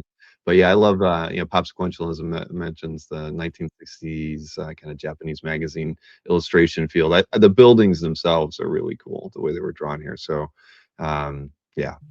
Thank you. I remember going to great pains to trying to make this an accurate depiction of Tokyo. Like I had Google Earth up, and I was like looking at, okay, this building looks like that. Back then it was a lot grainier too, just like with the technology at the time. So it was like trying to make sure, and then trying to look up the address on Google Images, and so yeah, I really put a lot into like an accurate Tokyo so that this would feel like it was supposed to, so I appreciate it. Very cool. Well, thanks again, Chuck. We're going to be switching to a different IP now. What do we got? We have James Bond next. So I think we have 3 pages from, what is it? James Bond Solstice? Yes. Now, to answer Bex's question from earlier, this is the most fun I've ever had making a comic. I'm a huge James Bond fan. And not just the movies. I love the novels, the games, I mean, all of it. So this was a comic that I got to write and illustrate. This is the first time like a publisher was like, yeah, we'll give you a crack at doing the script as well. So this is a 30-page holiday special. And it's very much in the vein of like the Ian Fleming Bond short stories. Mhm.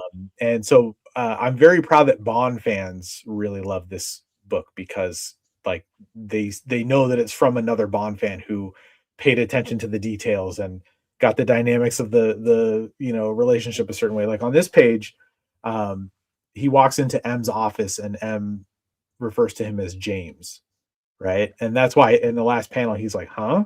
Because he only calls him James in the novels when he wants something or like when he needs a favor. And this whole story was about M's daughter was compromised by a Russian spy, like thinking that it was like a honeypot scheme, and it's very delicate. And so he needs James to go in and handle it because this can't be something that like the rest of the service knows about.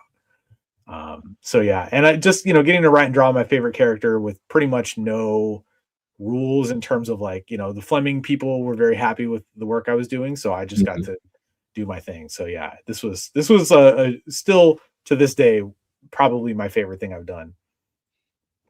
That is very cool. And so you get to have a little money penny interaction here, I guess. And I mean, assuming that, or is this a random Yeah, secretary? it's Money Penny, and they're having a little back and forth banter, and then he goes into M's office, and we've got the quilted door from the films, like so. I was Mhm. kind of, I chose this page because I thought it was a really fun encapsulation of like you get two sort of classic interactions of Bond, secondary characters with him. All right, so this one's 250, and it is on 8.5 by 11. We haven't talked about why you chose don't always use 11 by 17, but we'll talk about that on the next piece because the next one is another James Bond Solstice piece. It's page 10 with an amazing panel with the car. This one's 275, and so again, it's on 8.5 by 11. It's on heavy board. This isn't like it's copy paper or anything like that. So what's the decision making process for you when you're choosing what size board to work on? Yeah, so a lot of it came down to trying to maximize my time and productivity, right? When you're drawing larger, like it just takes longer. And so, Of course, yep. and then I was thinking about it and I was like, well, why do we work on this size paper? And then I remembered that it's because the way we used to do this was with stat photos, right? They would take a stat photo of a page. And so it needed to be larger so that it could reduce down. And now we have, high definition scanning technology. So I realized like, you could do a 1-to-1 of the actual page and not lose any fidelity. So, and then because also what I found too over the years was like I noticed that I do a lot of intricate like cross hatching stuff and it would just get completely lost once the page was printed because it's reduced so much. So I wanted a truer 1-to-1 of what I was actually drawing to show up on the page. And so that was the impetus for working. Basically, this is essentially, it might be 10% larger, but it's basically print size. So if you line this up next to the comic, it's like, 1-to-1 just about. So yeah. And then to answer, is that Matt Popsequentialism? Is that? Yes, it is. Okay. To answer Matt's question. So this is actually a French vehicle. I can't remember the name of it off the top of my head, but I had in the script, I put an Aston Martin. And the Fleming estate said, this is their one of their only notes was like, we do the Aston Martin a lot. Like Bond has driven a bunch of different cars. So why don't we switch it up? So I was like, okay, well, I will pick the most Aston Martin looking car I can find that's a French. Because that's what you wanted to draw. Yeah, because the story takes place in Paris. And so yeah, I just I picked the closest thing I could find. And it was a really beautiful car. I think it's like a 1940s French vehicle, or maybe 1950s. Yeah, it was really, it wasn't Citroen and it wasn't an Esprit. I can't remember. It was like maybe it was a Renault or something. I don't remember, but I have to look it up. It's actually featured in a Bond, the James Bond Lexicon, which is a book about like everything Bond, and they have an index of every car he's ever driven in fiction, and that was one of them. So that was cool to get featured in that. But yeah, and this is one that I kept for myself for a long time because I love drawing cars. I'm one of the few, I think, artists in comics who loves it. But I was like, I think it's time I can say goodbye to this one, and that's why it's included here. But it almost wasn't because this is one of my favorite pages. Well, I mean, some of these pages, you've had for a few years, so I get it. I mean, sometimes you just don't want to let them go. It's a good opportunity to remind people who are watching on the rewind too. If you see something that didn't sell, we will be posting these pieces on Comic Art Fans after the show. Any pieces that haven't sold will go up there, and so I would encourage people to go over to the site and after the show. We'll have a link in the description for that as well, so you can go and see which pieces are still available and pick them up when the live claim sale is over. I think there was one more James Bond page, right? Yeah, page 11. So a little bit of a fight scene, and somebody's getting choked out there at the end. Yeah, so this is his kind of showdown with the villain. He breaks into the guy's, or no, he breaks into his apartment earlier in the issue, and then in this issue, the guy is waiting for Bond in his own hotel room. So they have kind of a traditional sort of flavored Bond back and forth with the villain. And then they gets to fighting, and this is fun. I love drawing action, and it's something I take a lot of pride in. And I will choreograph it out myself, and it's not just a bunch of random panels. Like I will ask myself, is this feasible? And I will act it out and stage it with figures if I need to, and just kind of see. And then in the books, James Bond is very adept at judo, and so this is a judo takedown and hold that he does on the guy at the end here. So, a lot of attention to detail as far as the lore of Bond stuff in the making of this one. Very cool. So you didn't have to watch like early MMA with those Brazilian jiu-jitsu guys who would show, yeah, it looks like one of those kind of moves. But no, awesome. Well, I'm glad that, so it's cool that you got to work on something that meant that much to you. And hopefully it's not the last time that you get to work on a James Bond project. Yeah, thank you, man. I was actually slated to write and draw a full miniseries, and then Dynamite ended up like consolidating the line, and then just taking it down to one book. And so mine unfortunately got canceled before it ever came out. But I think it would have been cool. And it's actually some of the stuff that I did in it ended up showing up in the last Daniel Craig movie. So I don't think it had anything to do with that. I think it was just, a case of, Bond minds thinking alike maybe, but it was like, well, that would have been cool to be like, yeah, I did it first, but that's comics for you. Well, you did, but nobody knew it. Yeah, exactly.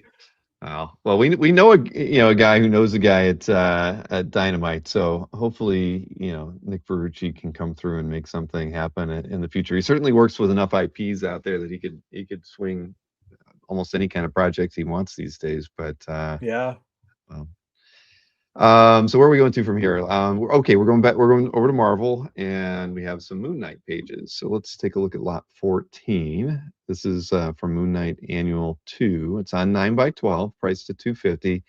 And I mean, the action on this thing is awesome. I mean, I love that second panel. Well, they're all really dynamic one way or another. Even that last panel with the skeletons, but that second panel is just so dynamic, and the camera angle you chose to use on this is super cinematic. To have the statue in the background as well like that. I mean, I love this page.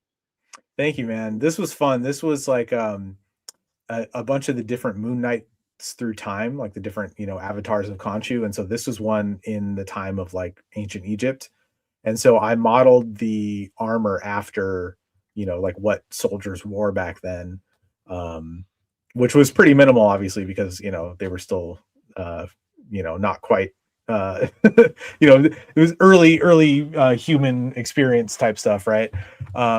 But something cool that I'm sure this was coincidence, but when the actual Moon Knight show came out and we saw his suit in that, it had a similar kind of chest piece to this, or like I think we based it on the same thing, this ancient Egyptian kind of like chest shield thing. So that was cool to see after the fact.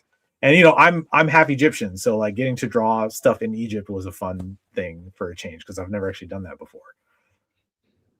Wow, this is gorgeous. I don't have the one in hand, unfortunately. Well, let's see. I should have it. I'm just curious because it looks like where is it? Okay, there it is. Just looking at the comparison there. Yeah, it's a fantastic image. And those the guys charging in the first panel is really well done. I mean, you can see a little bit of the red printed on this one, but it actually makes the page look kind of have a little bit more depth in its own weird way, having it on there, which is one of the we like on the older pages that with the pencil blue lines that you're used to seeing a lot, like especially. I mean, Gene Colan, for instance, you would see a lot of blue lines.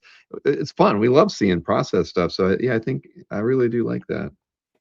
Yeah, thank you. It is cool. Sometimes the way the color sort of adds just a little bit to it that you wouldn't, you might miss on the first pass and that sort of thing.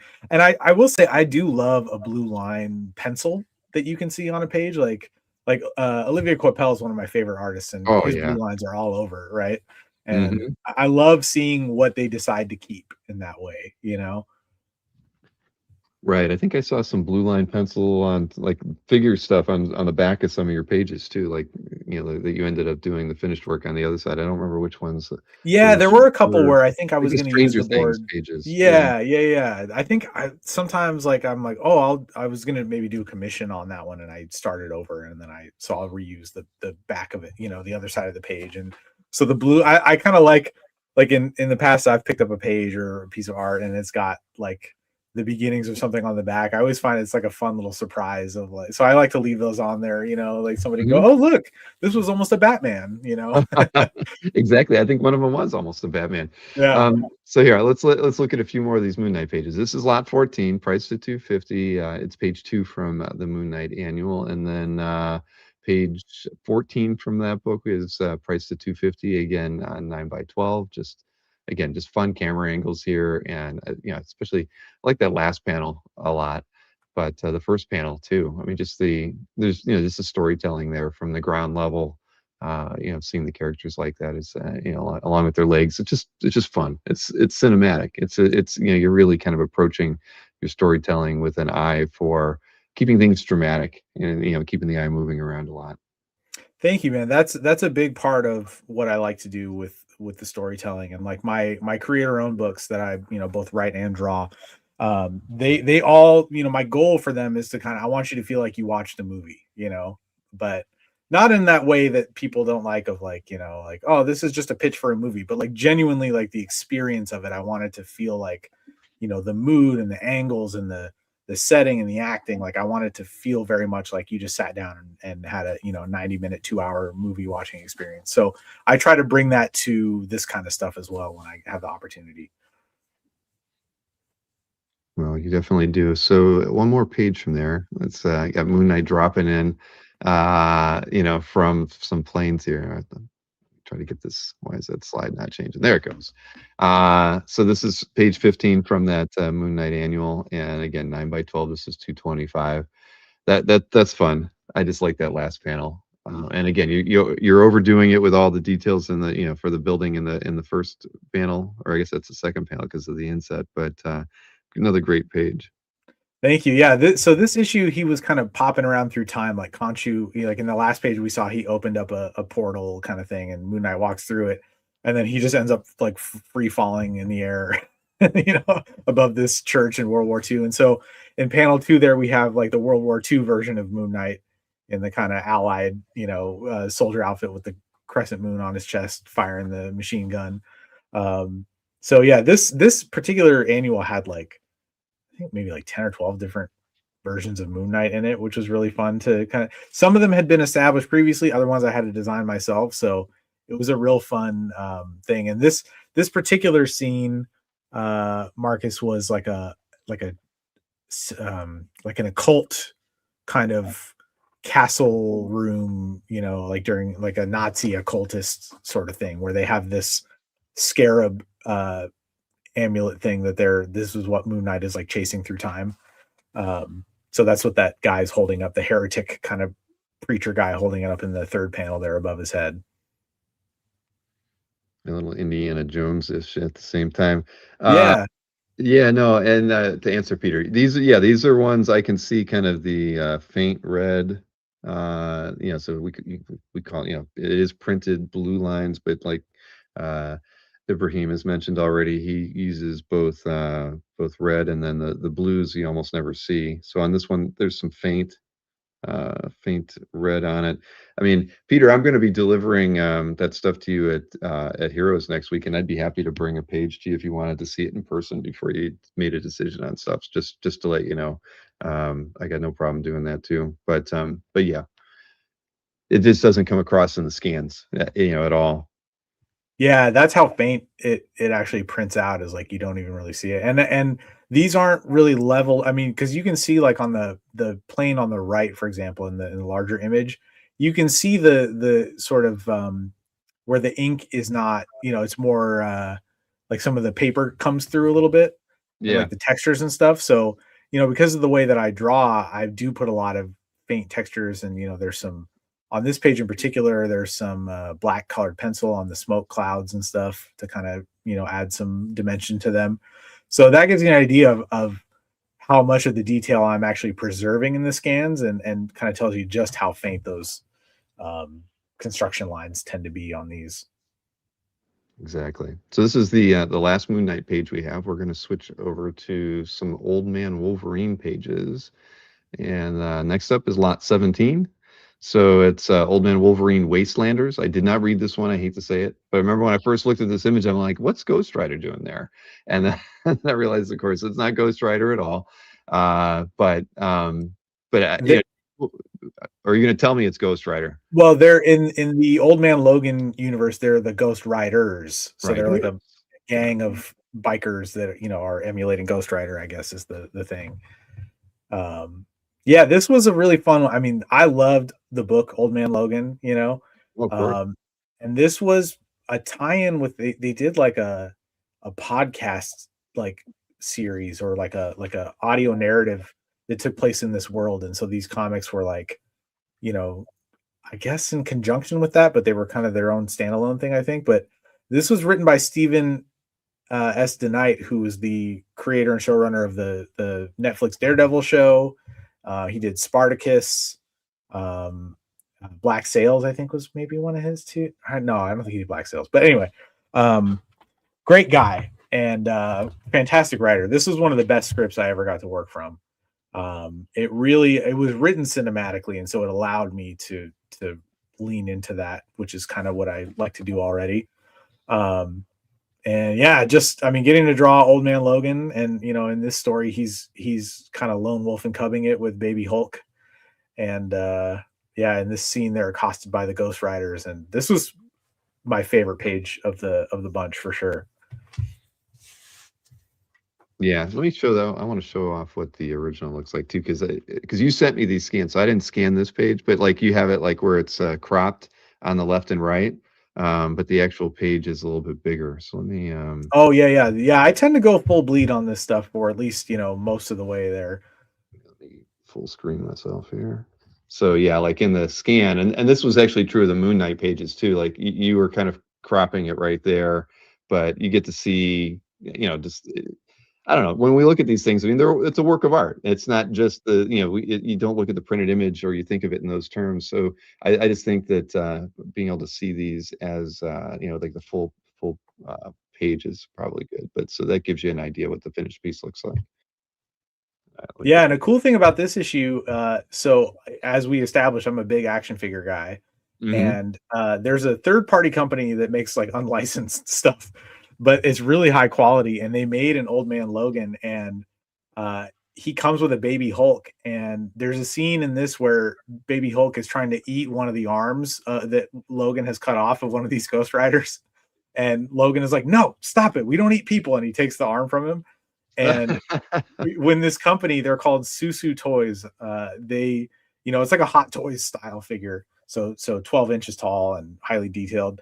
They made that a feature of the figures. He comes with a Baby Hulk who has an arm. Has an arm to eat. Yeah, and on the promo images, they've recreated that panel. So that was really fun to see as a big toy collector, maker, and artist. Did you get one?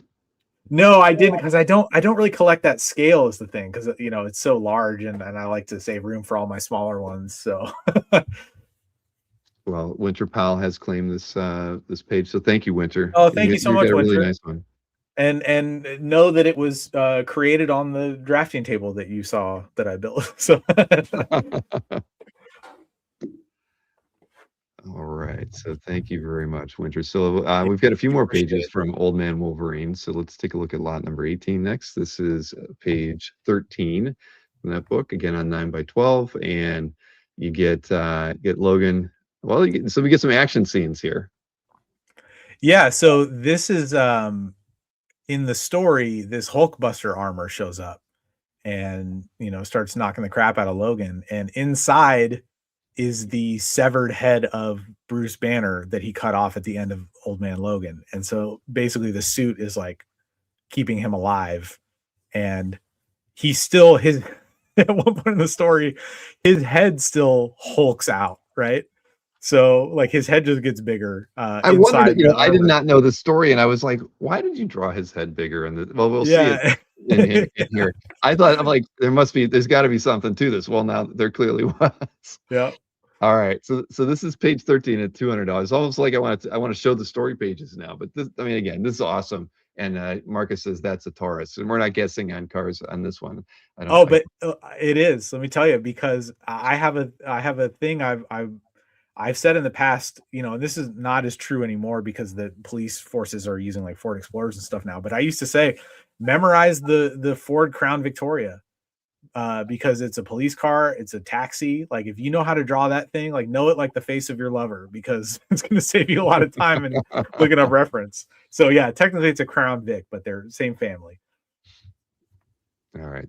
Here's 18. Let's look at 19. This is page 15 from it. So this is where he's just about to cut off the faceplate, so we get to see the Hulk head in there, or the banner head, I guess, initially. But again, fun. I love your panel layout on here too. It's just, you know, it's very non-traditional the way you're layering the panels like this, and changing the sizes and not really sticking to you know, the standard outer edge of a comic. I mean, you know, and everybody's trying to find different ways to tell a story, but I do really appreciate the, you know, the way you're breaking up the structure of this page in particular.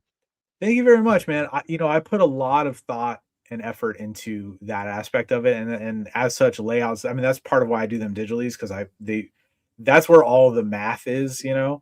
Mm-hmm. And like if you kind of look at this page, if you start with the small figures in the first panel, you know, the Hulkbuster standing vertically leads the eye down to Logan, and then that leads you into the Hulkbuster again, whose arms extended to Logan, which leads you down to, you know, panel 4, and they all kind of point to each other and tell the eye which way to go. So there's a lot of thought into that, and then with that, the panel layout is something I do, you know, put a lot of thought into as well. Like which panel is most important? How do I want, you know, if one is juxtaposed in front of the other, sometimes that's because I want to call more attention to it and, you know, layer it on top of a moment as if to cut it off and that sort of thing. So there's a lot that goes into that, and I love playing with that aspect of the storytelling on the interiors as well. Well, it definitely shows. So the next, let's see, what is it? Lot 20. Here we go. So you get to see the banner head small, right? And in this one with the faceplate cut off. Of course, he zaps the heck out of Wolverine there and knocks him out of the well, knocks him for a loop, that's for sure. $200 on this one, and this is fun. I mean, that's why I like this image. Just it was actually a crisp and clean, easy to cut out image to use in the intro video. Good. I'm glad. Yeah. This was a challenge, I remember, because I was like, how do you show that a head is getting bigger and hulking out? You know, and obviously colors will come in and turn him, you know, slightly green. But like, I remember thinking like, okay, if I break his glasses, maybe that'll show that he's outgrowing them. And, you know, so that was a real challenge visually to figure out, how is this going to work? Exactly, because yes, you can see Banner's head is smaller in the first panel, or I guess in the splash, and then the last panel there it's getting larger, and then in for lot 21, yeah, I mean the head is filling the armor now. Yeah. You know, and that's what I'm like, wait a minute, what's going on here? Yeah. Yeah, and you know the surprise on Logan's face because he thought he killed him, right? And then it's like, wow, his head is still kicking.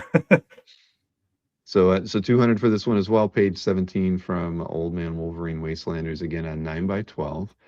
And I think the next couple pages, and I do think I got them out of order. You sent me 2 pages that weren't in the original set of scans. When I was going through it, I'm like, wait a minute, I know I saw a couple other pages in there. The pretzel scene, because I made a point when I did the unboxing on Thursday, I talked about this pretzel scene.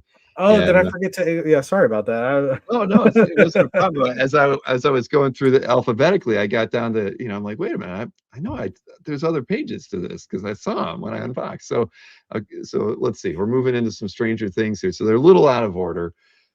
This is from Stranger Things, a free comic book day from 2019. This is the first page to that.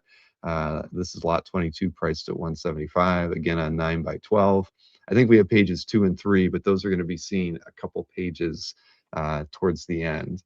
But you know, did you have fun having to, you know, draw character likenesses with this? Yeah, this was you know, because at the time, I mean, the show was pretty new, and the you know, we were all feeling the fever, and so like to get to then draw it, I was like, oh hell yes, you know. So it was a lot of fun, and Jody Hauser wrote this one, and she's a big, you know, D&D player and stuff, and so there was like that kind of connection that I knew this is something she really loved, and we had worked together previously on a DC book So we had a nice working relationship already, and yeah, this was just a lot of fun, like from start to finish. Well, it definitely shows. So this is what is it? Lot 22, 175, page 1. So we're going to see 2 and 3 momentarily, but we're going to skip ahead a little bit here. So lot 23 is page number 4. So we actually have at least pages 1 through 4 together here. Maybe there's page 5 too. But this is on 9 by 12. Again, love the storytelling on this. Going into the basement, we're all familiar with it from the show. You get some of the D&D figures on the table. You know, for a D&D collector out there, this is a good page for you as a crossover into both comics and Stranger Things. And more stairs from me, because Yes. you know I'm the stairs guy, I guess now, huh? We don't want to, we don't want to pigeonhole you or stereotype you in any way, but yeah, you are getting there. Yeah. Drawing every railing.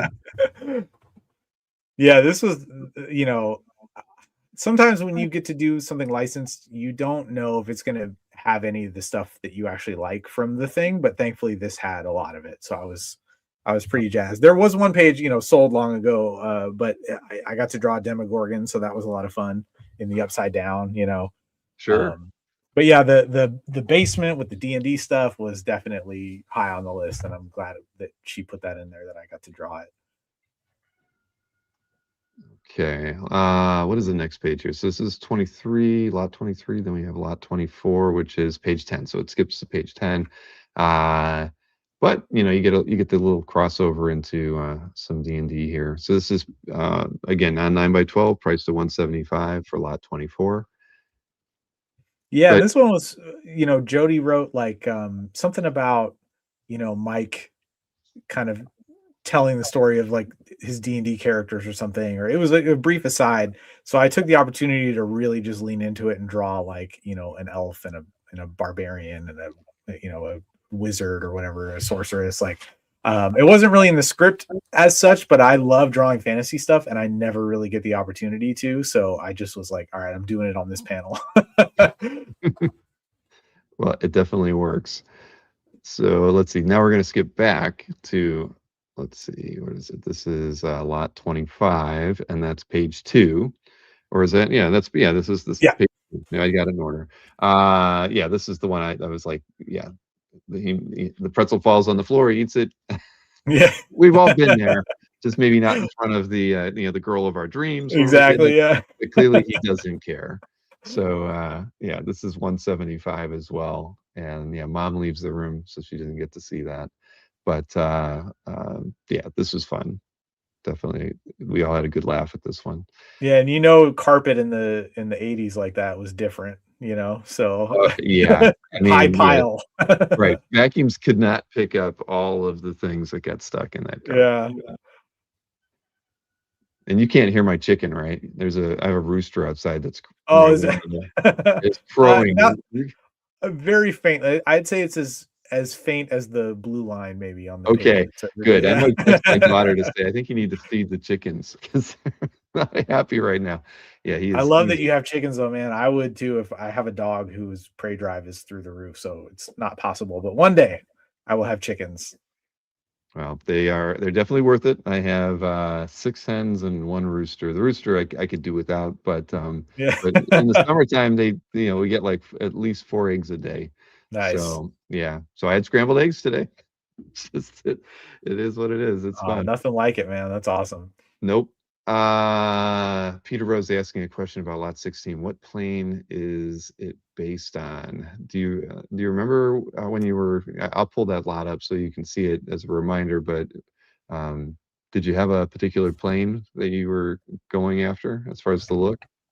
You know, I would. That's the type of thing that I research because I'll be like, well, I can't just draw anything. You know, like I want it to be accurate. So I'm sure I looked it up at the time, and now it's like so long ago that I would have immediately like wiped that information from my brain to make space for other stuff. But I'm pretty sure I remember looking up like, okay, well, what kind of like bombers were used back then, or gunner planes or whatever. So it's certainly something from the period, but yeah, I can't tell you off the top of my head what it was. Sorry, Peter. We can't get it that detailed, but But rest assured, there was reference. One more. Let's see. Yeah, I just showed this lot 25 from Stranger Things, page 2, and then we have page 3 from that as well for 150 on this one. Yeah, this one just had kind of a fun, Steve being a cool guy moment on it, and Mike hanging out where Eleven was hiding in the book and, checking the radio for her and stuff. So, or for Will, I guess. So yeah, I thought this would be a fun one to put in there and, have some different price points available. And, I also really like a page that has a lot of black on it like that. Like when, framing the panels, I like to try to throw those in, every so often in an issue. And, yeah, it just felt like a fun one. Oh, definitely. And yes, everybody's trying to help out. Mustang or Spitfire, C-47. It's not. You've already like wiped it from your brain, right? So it's not ringing a bell.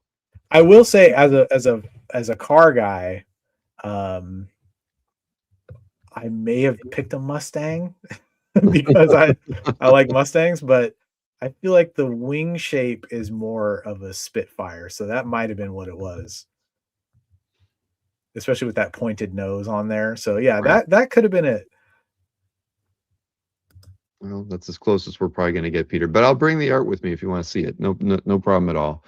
We only have 2 other pieces to look at. They are commission style pieces that you added in for fun. And lot 27 is Marty McFly. And Yeah, big Back to the Future fan, and at the mhm. time I had made a custom figure of him.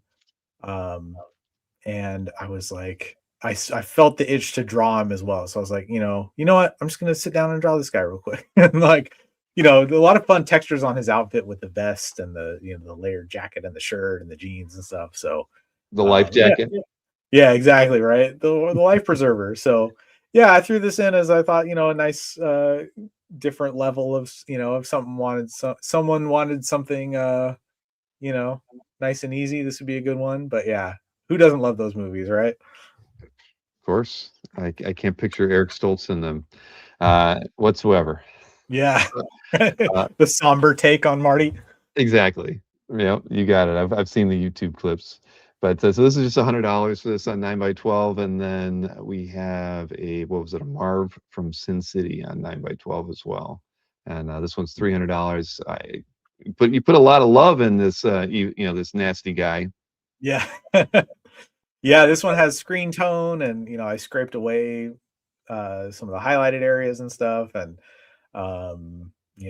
little hand lettering on there. Um yeah, I love this book a lot. And I was rereading it and I was like, you know what? I gotta draw Marv. So yeah, I did just that.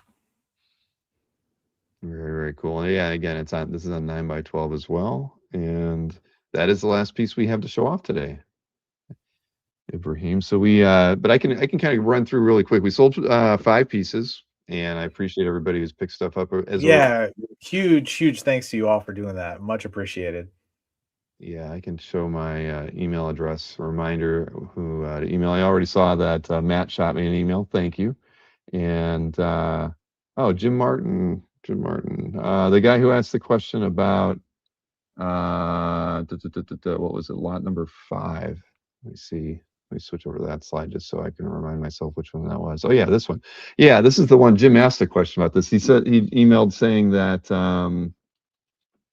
he didn't have time to stay for the end of the show, but he wanted to claim it if it was still available. So I'm not gonna show this one in the recap because lot 5 is going to Jim Martin. Thank you, Jim. I'm glad it's going to a good home. Like I said, this is my favorite one. So hate to see it go, but love to watch it leave, I guess. Yeah. I'll be honest, my daughter's a Doctor Strange fan, and I was sorry, I clicked the wrong thing there. I was half tempted to show her that page because I was like, most of the Doctor Strange pieces she has are commission style pieces. She doesn't have a published piece. And I own a few Gene Collins, but I was like, I might, and I would have after the sale, I probably would have shown that one to her just to see. But I'm Oh, glad thank you, man. Jim's picked up a few pieces well, gosh, I say a few, probably like a dozen pieces over the last few years from the sales shows we've done. So it's going to a good home, and Excellent.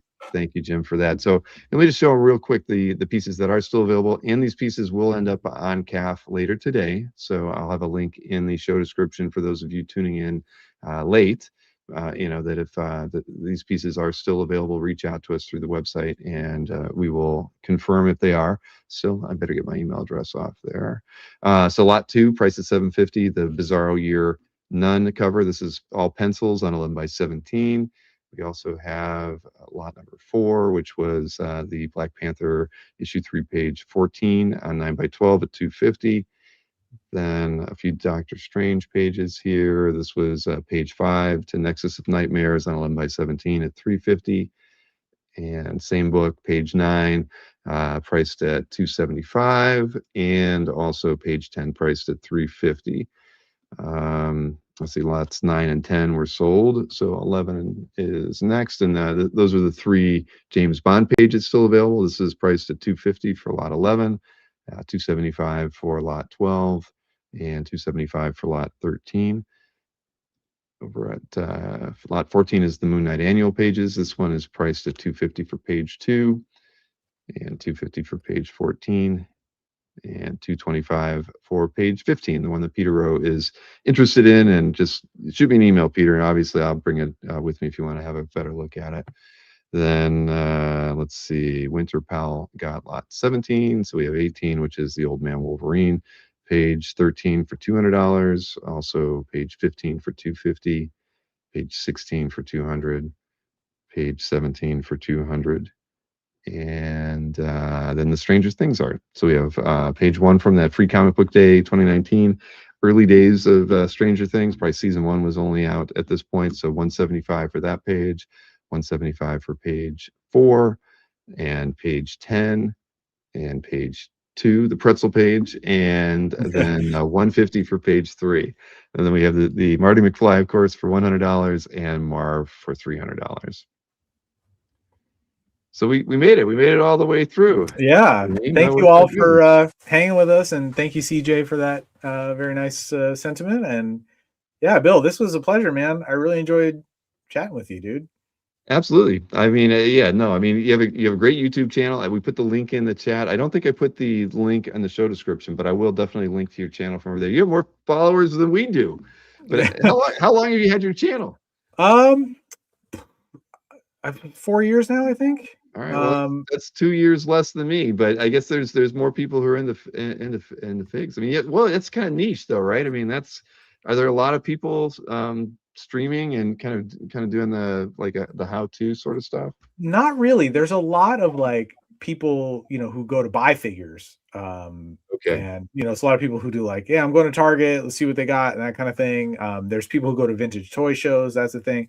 But as far as like making them, there's not a lot. So it is kind of, I think more people would be interested in it if they knew it existed, right? So that's kind of one of the challenges that I face is like getting people to even know that this is a thing I do. Like and I bounce around to different interests. So like, I'll completely modify a Batmobile or build a kit from Knight Rider. And then like a couple weeks ago, I made a Sesame Street diorama to go with the Sesame Street figures that NECA's putting out, so like I kind of, I made a Fortress of Solitude diorama based on the James Gunn Superman movie. I made a figure of that Superman. I sculpted the head myself, and so there's all kinds of stuff on there. But yeah, it's been fun. Because I don't get a lot of opportunities in the mainstream comics, like and I spent so much time working on my original graphic novels, which is the bulk of my work. I kind of have to get eyes on my work via those characters through my own means, right? So that's kind of where the YouTube channel came from. Is I was like, well, they're not hiring me to draw Batman, but I made a Batman figure or Batcave, and then in each video I talk about my comics and stuff. And so yeah, just trying to kind of build an overall sort of awareness of my work that way. Well, yeah, you're very well spoken. I will tell you. And they're well produced. The videos that you put together, because you've only done a few live streams on that channel, but most of them are ones that you kind of work on off the side. And I have to commend you on it, because I can't do it. That's why we do live streams, because it just takes so much time and focus to get those things right when you're producing after the just from the recordings. That yeah, I can't do it, but I commend you for the Thank you, man. It's a lot of work. It is a lot of the editing is, that's the thing. It's like nowadays you have to be everything, right? Like Yeah.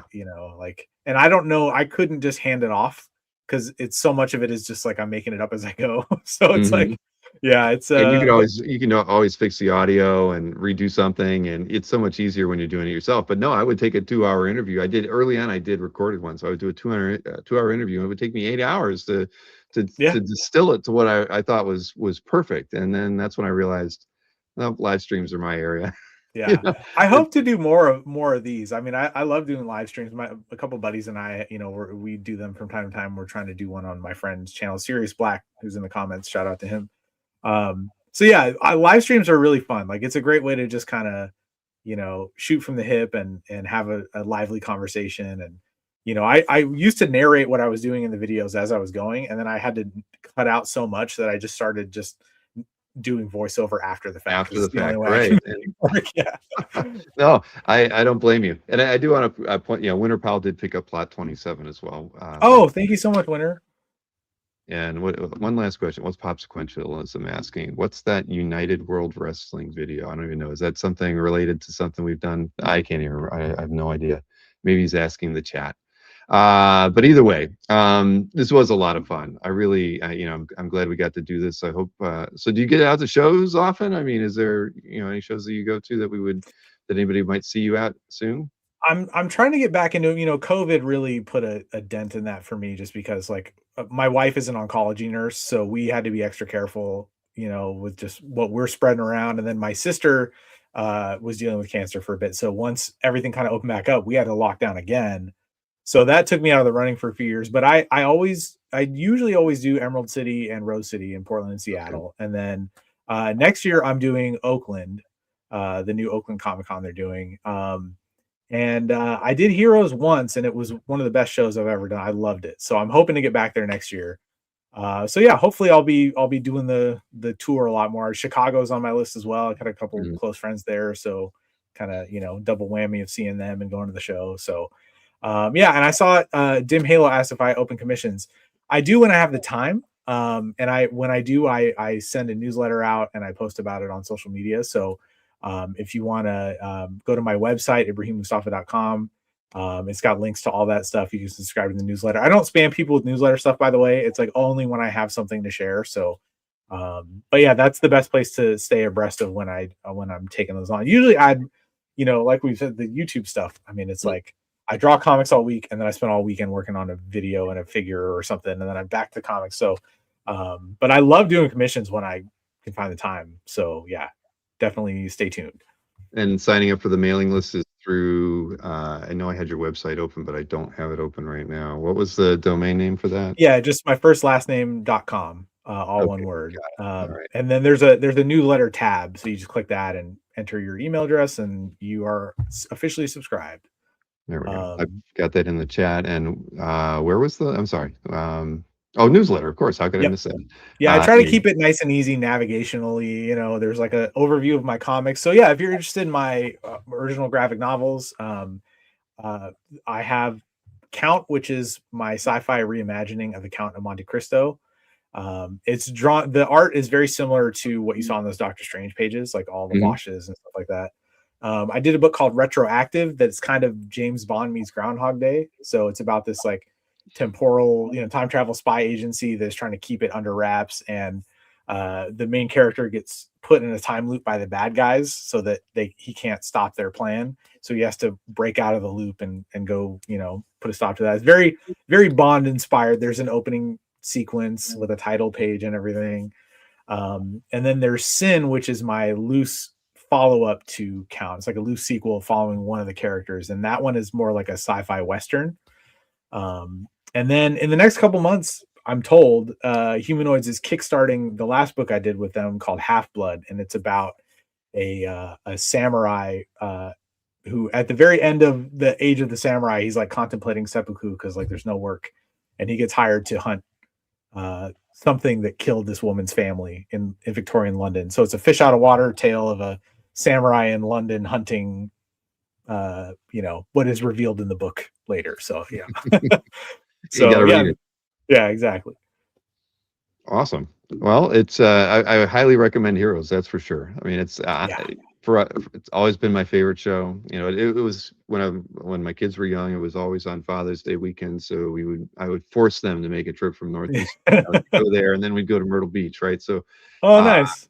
but yeah, but they've always, you know, they just have a great, well, I mean, the huge artist lineup, pretty much cover all the Yeah, bases on, you know, on different styles or, you know, or I guess niches of art that are out there. for You get sure. indie groups that are there. They have a lot of illustrators. They have I a great. was I was blown away by how art focused that show was when I went. I mean, I was in, I think, 2017 when I went, and just like people love art there, and it was so refreshing because It is unique, and Alberto's giving me a hard time. Like Bill recommends Heroes over OAX. I'm just using it as a point of reference, Alberto. I prefer OAX, but I love Heroes as well. I mean, at the end of the day, I mean, I've been going to it for 20 years. It's yeah, you have history there, one of right? it's one of those shows, right? I mean, of course, OAX is great too, but it, you know, at the end of the day, yeah, there aren't enough, you know, strictly. I mean, we could say there's not enough comics centric shows anymore, let alone ones that have a great art component to it as well, right? I mean, Yeah, Baltimore sort, you know, has a bit of it, but they're nowhere near what Heroes is. Heroes just stands out as one of the most unique shows in the country because I think last year they had 260 artists at it. I mean, what show wow, does that? I mean, yeah. you know, the bigger shows don't even cater to artists really anymore. No, Certainly and San now what you're Diego seeing, doesn't. yeah, I mean, the last Emerald City I did in 2024, it was like they didn't know who anybody was in comics. Like you'd be, it used to be shows will kind of put you with your collaborators so that it makes signing easier for people, or that like, oh, they work together on this thing or they know each other.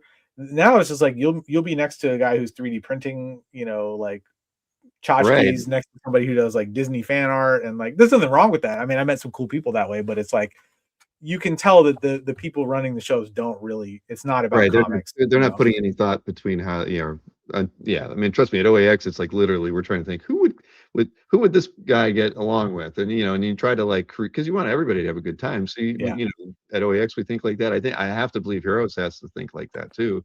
You know, when they're trying to pair up people on the same aisles and things. So yeah, I mean, being thoughtful to creators is like a no-brainer, but it's something that is just I mean, I don't see a lot of it at a lot of the shows, yeah, even ones that, you know, cater to artists. I don't really think they probably too much thought into, you know, who a table mate might be, right? right. But yeah, at any rate, we could talk for a long time all on that. But again, this was a joy. For those people who claimed artwork, there's the email address below me, sales@comicartfans.com. You know, I'll have everything posted to CAF in a couple hours, and please reach out if you claimed anything. You got to email me right away. Don't wait till tomorrow. Do it today. Do it within the next 10 minutes if you haven't done it already. But yeah, let's not. Yeah, I'd love to have you back on sometime. Maybe we can do like a roundtable with some other creators or something. It'd be fun. I think Well, you'd be yeah, man. great on that. Well, I would jump at the chance to hang with you again. And once again, thank you so much to everybody in the chat for the kind words and for the conversation and the questions and the claims. And I mean, this is comics are it's a rough business, so this kind of support means a lot, and I really appreciate being included in this and being given the platform here. And yeah, I'm excited to have made some new acquaintances on the side here, and look forward to talking to you all again. Absolutely. All right, everybody. Enjoy the rest of your weekend. We'll be back at it on Tuesday with a interview with art collector Chris Cara, who is the guy. If you know him, he's the trophy wall guy. I think he has over 120 commissions with severed heads behind characters and stuff on CAF. But they're all very tastefully done Yeah. severed heads. But he's an interesting guy, and you'll get to meet him on Tuesday. So I hope everybody can tune in to that show at 9 o'clock on Tuesday night. But enjoy the rest of